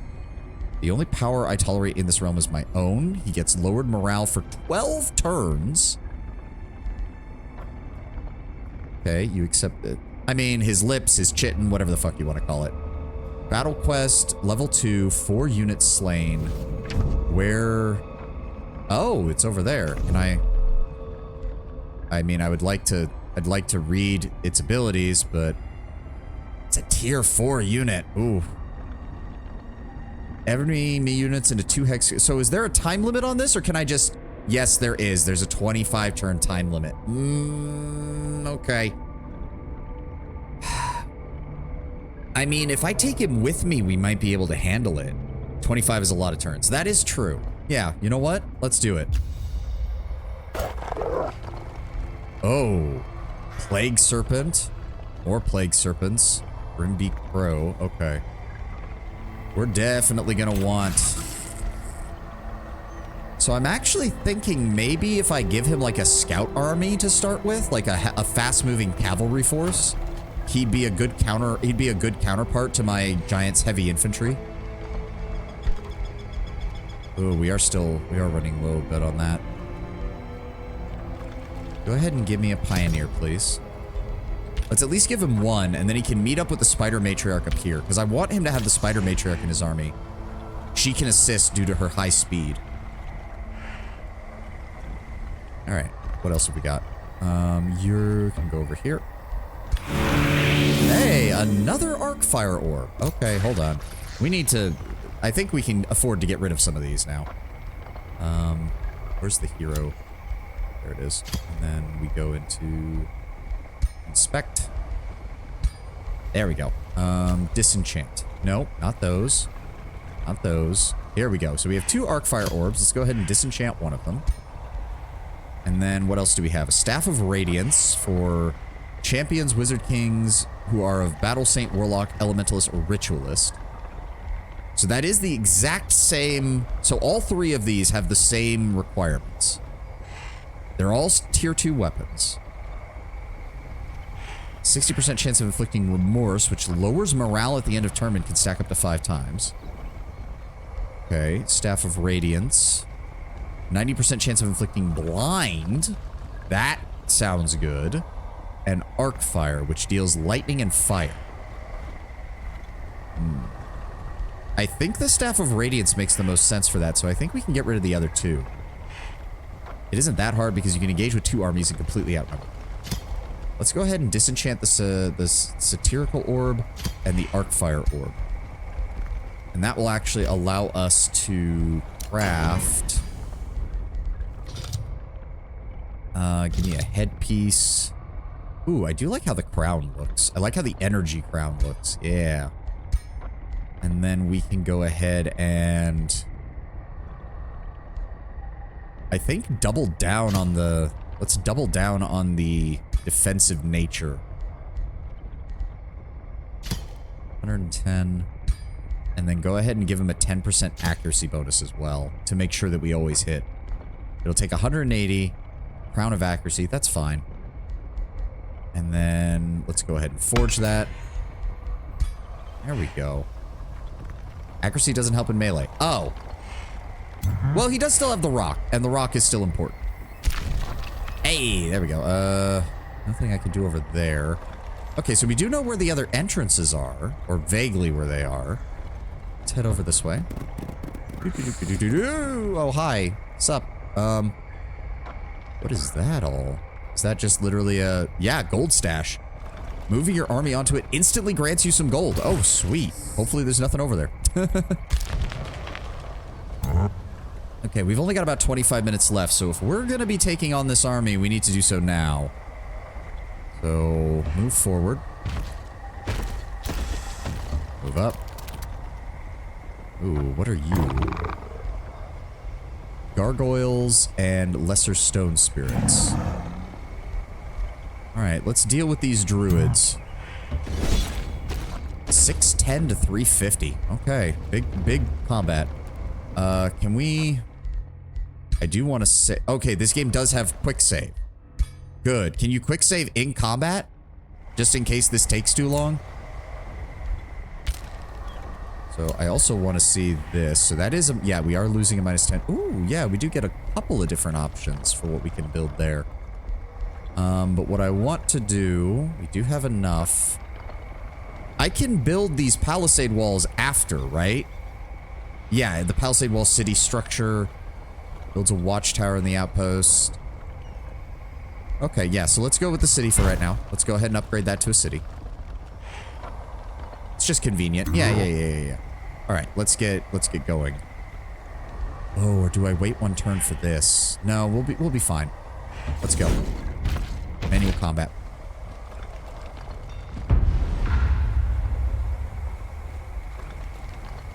Okay. Here they come. They're all melee, I think, so setting up a defensive line and letting them come to us seems like the better choice. Oh yeah, there's a lot of them. They're all... I think they're all melee? Look out for the mushrooms. Yeah, I see them. What do they do? Poisonous. Ah, okay. And there's some behind us as well. But yeah, they don't... They all appear to only have... Oh, hold on. Meditate, which allows them to restore some health. And leap. Oh, that's dangerous. Okay. Okay. So you have the monks and you have the zealots. The zealots are their basic infantry. The monks are their elite infantry. Okay. Let me see here. I need to see. So they can form a blockade right there. If we set up here, we can force them to come to us. 1, 2. Yeah. Deploy. Oh, right. Wrong button. Advance the infantry. And then you here. And then you right here. That'll force them to come to us.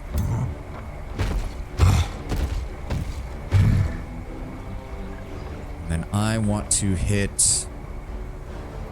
These are their elite infantry. We throw the rock at this one, which will slow him and hopefully keep him from getting into the fight. Oh, wrong button. Keep doing that. There we go. Throw it at him. Good. Not too much damage. That's fine. And then, unfortunately, that does mean we don't really have... So what I want to do is move you up here. We're going to grant defense to our giant. Yep, bolster defense. And then you guys are going to move up here. Maintain defensive tactics. You guys are going to move up here. Maintain defensive tactics. And I think that's all we've got. Defense. Shield wall. Warding. Shield wall. Defense. Oh, shit! I almost completely forgot about you! Oh, wait.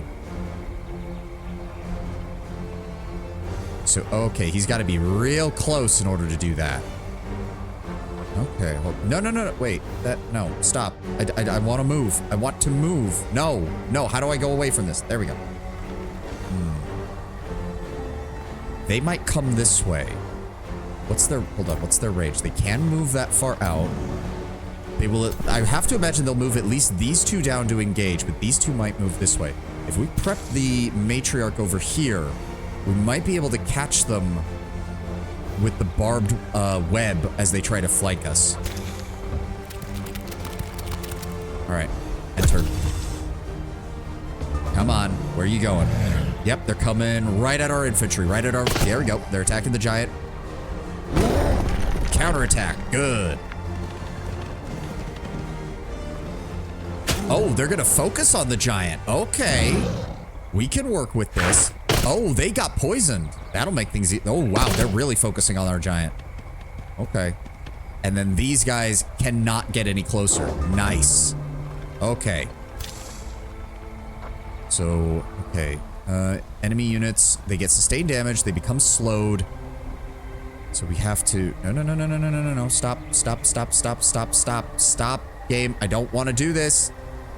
Ugh. Be me walking up a two-legged building in the middle of combat just trying to smack him. I mean, if you hit something in the feet enough, it's going to deal a lot of damage.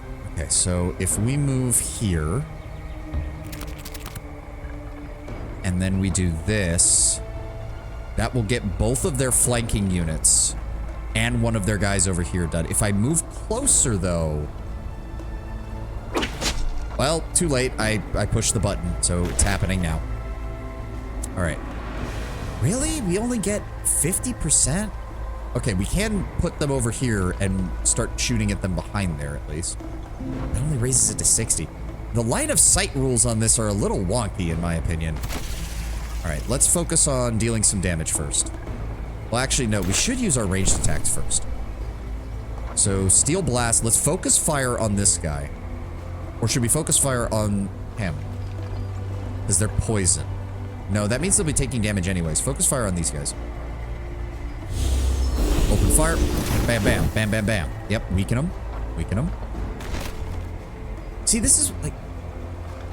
so because it counts it as being 2 away... okay, that's kind of annoying. All right, just move here and then open fire on these guys.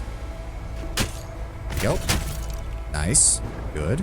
Now the question is, who do I want to hit?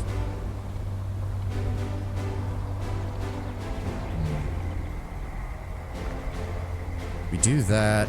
We potentially make this unit almost worthless because it's just not going to be doing much damage. They're poisoned, so I'm not too worried about that. Smack. Good damage. And then I want you to engage them. Anvil Guard. Good. Yep, they don't get retaliatory attacks because of our ability. So then I want you guys to move over here. And open fire. Raised? Really? With a 90% chance? Fucking jackasses. Alright, and then engage them with melee strikes. 2 and 3. Good. That reduces their number down to 3 entities. Very nice.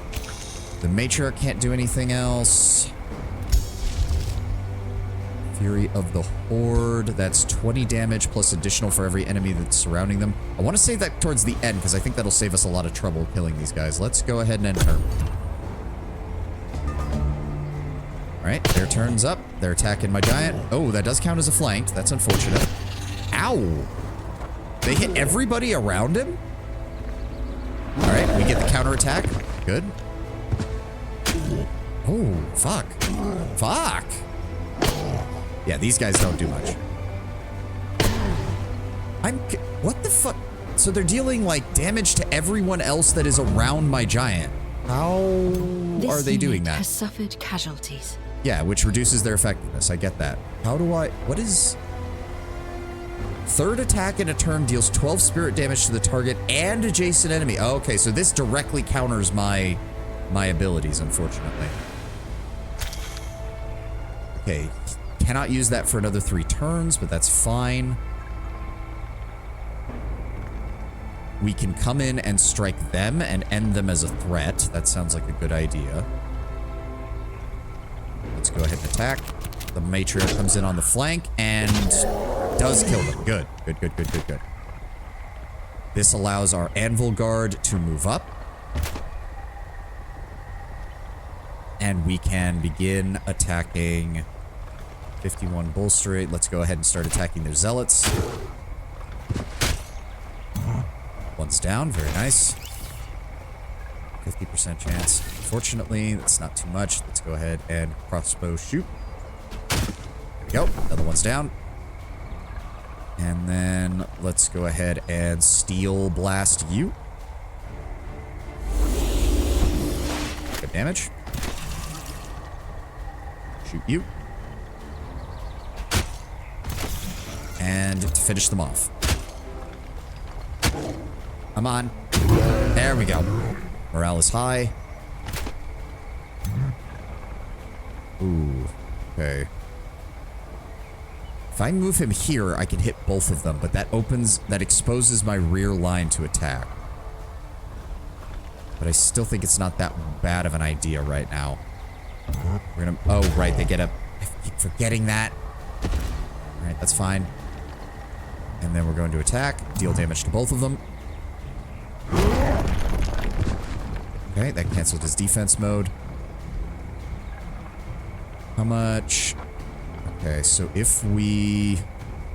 20 fire damage plus 5 fire damage for each adjacent unit. We have the mana for it. If I cast that on them, they're going to almost die. Either way, they almost die. Wait, what? What is it? What is it doing? What? What the fuck? No? What? What? What the shit? Hold on.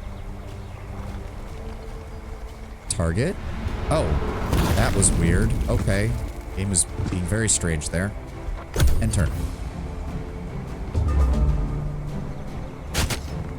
Yep, they're gonna try to engage our spider, and largely, yeah, condemned resisted. That takes out a lot of their ability to deal damage.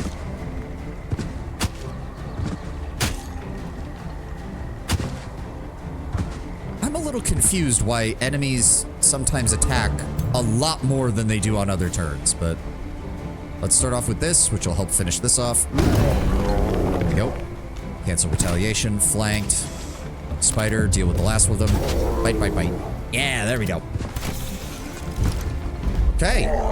Okay, again, my giant is really carrying us right now. You spend the same action points moving as you do attacking, because their attacks are based on their action points. Okay, okay. AKA, if they don't move, they attack more. Okay, that makes sense. Makes sense. Alright. Well, that worked. Ooh, we got food. Nice. Alright, well, it's time to start heading home, because we took quite a bit of damage from that. I don't want to try my luck with anything else out here until we get... Quite honestly, we just need an ability to move faster right now. That's all we really need. I also want to move you, because I don't want you on him. I want this to be a fast-moving, like, strike force. You can move up. Oh, well, I guess it doesn't really matter. You have encountered another ruler. Oh, hi! They will be your biggest roadblock to victory. But they may also prove to be powerful allies. I am the sublime seducer, Kinren Toliath. May Godir make war, I aim to make peace. Okay, so we might actually be able to... You don't really have cavalry as it is, though, unless you research Houndmaster. Oh, okay. Reject him and declare war. Shut up, Lord Brownbear. Might make a formidable ally. You get 50 gold in your relations with the ruler. At the very least, I can't afford war right now. They are vigilant. Okay. Revolutionary diplomat. A rebellious ruler who values freedom and alliances. He likes empires with multiple races, likes empires with vassals, dislikes large domains, and dislikes trade grievances. The Ashbourne Hedonists. Okay. There you go. We've got some extra money. Accept this gesture of goodwill through far the Cairngard. Thank you. Alright, goodbye. Well, hello. You are exceptionally close. I'm just going to take these resources from your mountains. Don't mind me. It doesn't look like he's expanded that much, which is good. Outpost produced the work camp. Cinderhold produced a tavern. Okay. Pioneer's almost done. In fact... No, hurry recruitment. No, don't do that. That's too much for right now. Vendor brings in more gold. That could be useful. Archer battlements provides additional defenses. Arcane battlements do the same thing. Let's go with the vendor, because that'll pay back itself in 4 turns. I'm fine with that. Wizard Tower Foundation, remember? Oh, God. After this, then. After this. The main thing is I still feel like I'm not making enough resources right now. We'll do that. There we go. Vendor, and then both of those. Returns for that. We need to start making our way back to our territory so we can heal up. Oh, right. Ruler leveled up. So we can grab Warrior's Fervor, Pastor loses all stacks of fervor and gains +1 strengthen per stack and 5 temporary hit points per stack. Now, if I'm going to be using him on the front lines, this is very useful. So yes, let's keep going with Warrior's Fervor, because now we can take those fervor stacks and convert them directly into damage and other shit. Orders required. Let's just go ahead and... Why can I not? There we go. Set you to guard. Outpost is working on a city. That's fine. And... Yep. We read that. This we read that. overview will show you in-depth info. Yep, we'll get to that eventually. All right. So there's one other. So if he's a largely peaceful ruler, I'm going to guess that the other one is going to be warlike. Like, that's just pretty much guaranteed. All right, let's keep marching.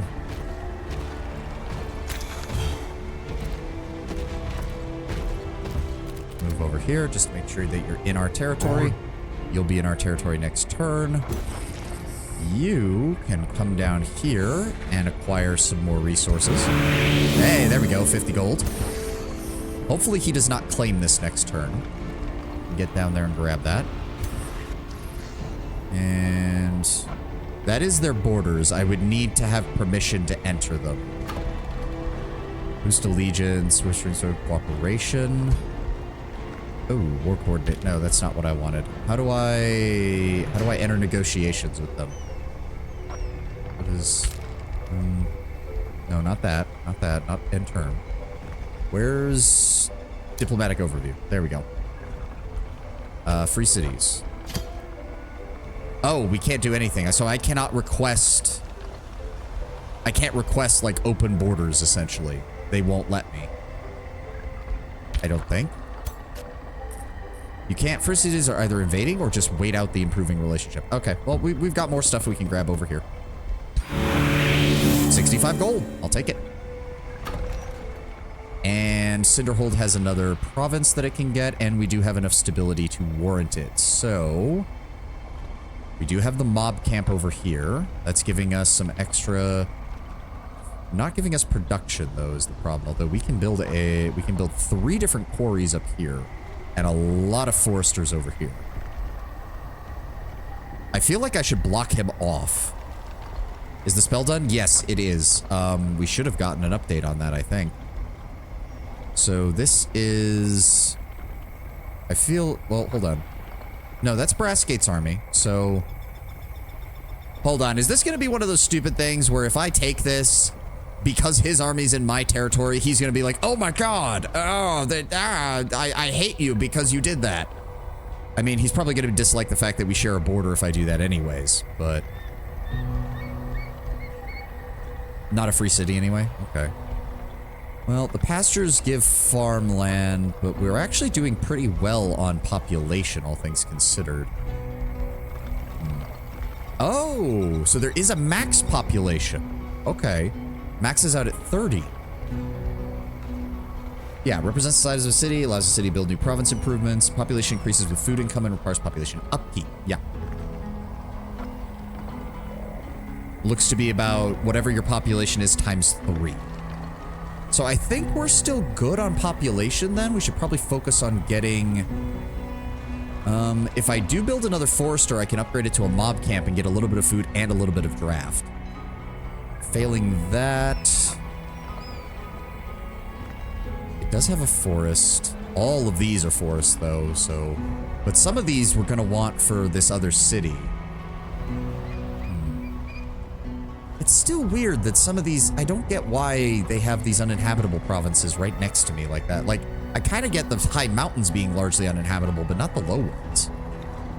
I don't know. Seems like a weird combination of factors here. Oh, okay, wait a second. So we can get a forestry here. Forester, Rock Giant King gives +3. Giant King Governor. But this does allow us to build a farm. Which does give us a little bit of both. Oh, I didn't realize they both give us that. Really? So wait, does the mob camp...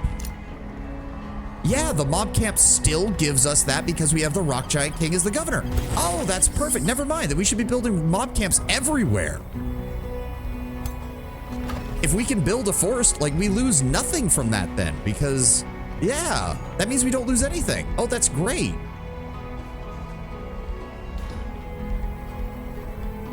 Yeah, then there's no reason not to. Let's go ahead and grab this one. Oh, good. This is coastal, so we don't have to worry too much about that. Yeah, we do lose some production, but we still get a little bit, which is fine because the forester already doesn't give us too much. That's great. That's great. Now, that does mean that if I want that to be upgraded, I have to buy it separately, right? Wait, can we only get one? I'm confused. I thought we could upgrade all of them. No? I guess we can't? Alright. It's kind of weird. Never mind. Alright, nothing you can do there. Hello? Can I sneak by you? Don't mind me. Oh, shit! No, no, no, no, no, no, no, no, no, no, no, no, no, no, no, no. No, no, no, no, no. I should have realized. I should have realized that there would be enemies right there. Oh, he does not like us. But we aren't inside of his, like, area, so we'll just go around here. Don't mind us, Mr. Oh god, a bone wyvern. And a caustic worm. Ugh. Alright, and you just stay here. You just stay here. It's fine. Wait. You're producing the tower now. Good. And we have some basic ranged units. Good. And we'll get... We can only build one of each special province per city. Oh, okay. Okay. Fair enough. Do I want another one, though, is the question. I think... How much do we pay for that? 1 turn, 40 gold. Yeah. So we'll bring in him with the 2 scouts until we can get some proper cavalry. The scouts will function as a flanking unit. And we'll pair him up with the matriarch. And then we'll take all of that together once they're healed, and we'll see about going and getting that guy. There we go, spawn kit. Makes the target race smaller, more numerous, granting them all increased number of units in formation, 20% additional damage, 10% additional evasion for hero units. Transform.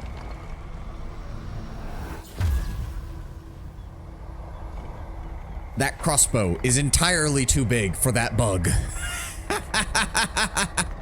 That crossbow is entirely too big for that bug. To be fair, if all it does is make them smaller, but they keep their strength, that is very, very useful. All right, let's go ahead and give you the Crown of Accuracy. Confirm. Thank you. And I think that's it. I think we can get one more turn in before the end here. What does that say? And 3 more. Oh, that's objectives. Doi. Okay. We've got the mine. We've got the gold vein. All right. I want you to take your units and you're going to go meet up here. And you're going to come over here. Start healing more. Yeah, there we go. His healing's doing much better.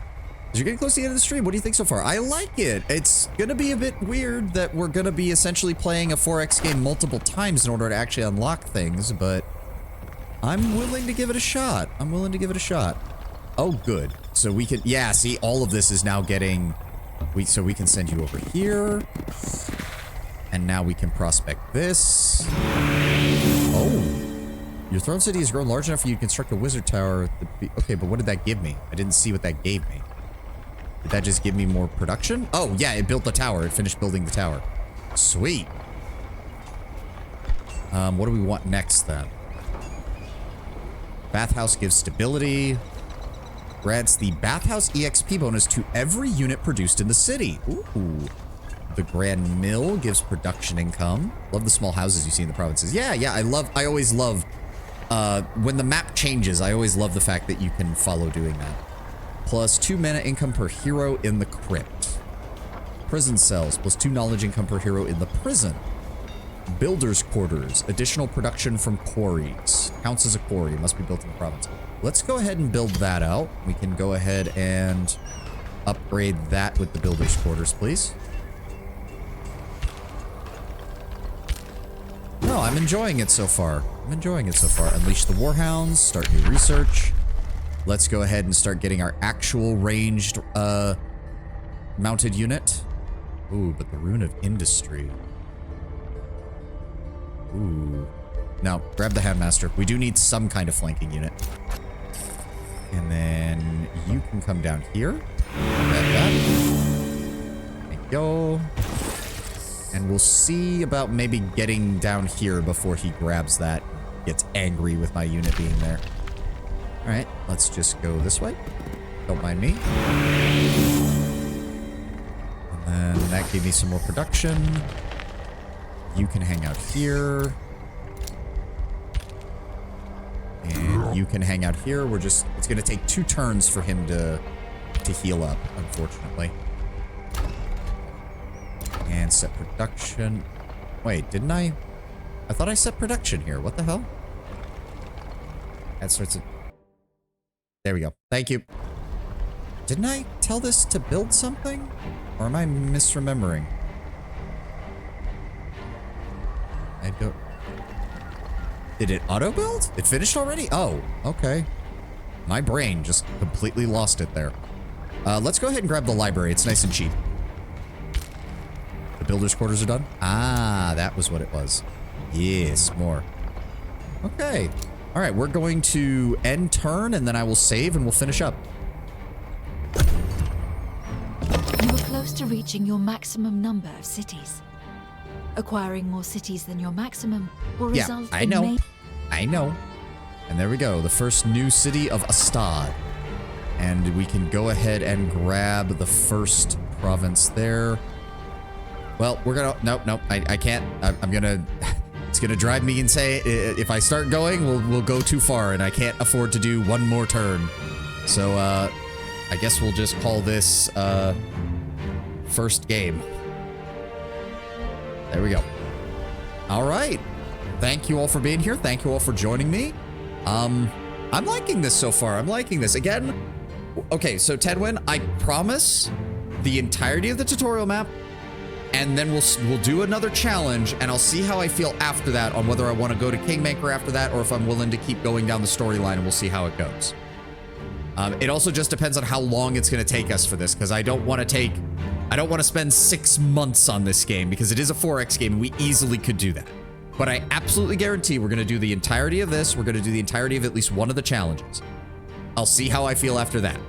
Thank you very much for being here. Thank you very much for joining me. Let me mute the desktop audio real fast, and let's go see if we can find somebody to raid, because I have not done that in a while. Who have we got on right now?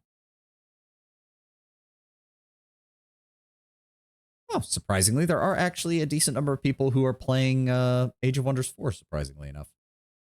Who do we have on? A bunch of people. Ooh. Does she allow raids? She does! Yes, we will be raiding into FaZe Connect's own Tenma. Very adorable fox girl with the mouth of a swearing goddamn drunk sailor. The expansion came out last week, not surprising. Ah, yes, no, fair enough. But thank you all for being here. Thank you all for joining me. I will see you all tomorrow for more Age of Wonders 4. I need to get the playlist for Baldur's Gate 3 organized on the YouTube channel now that I think about it.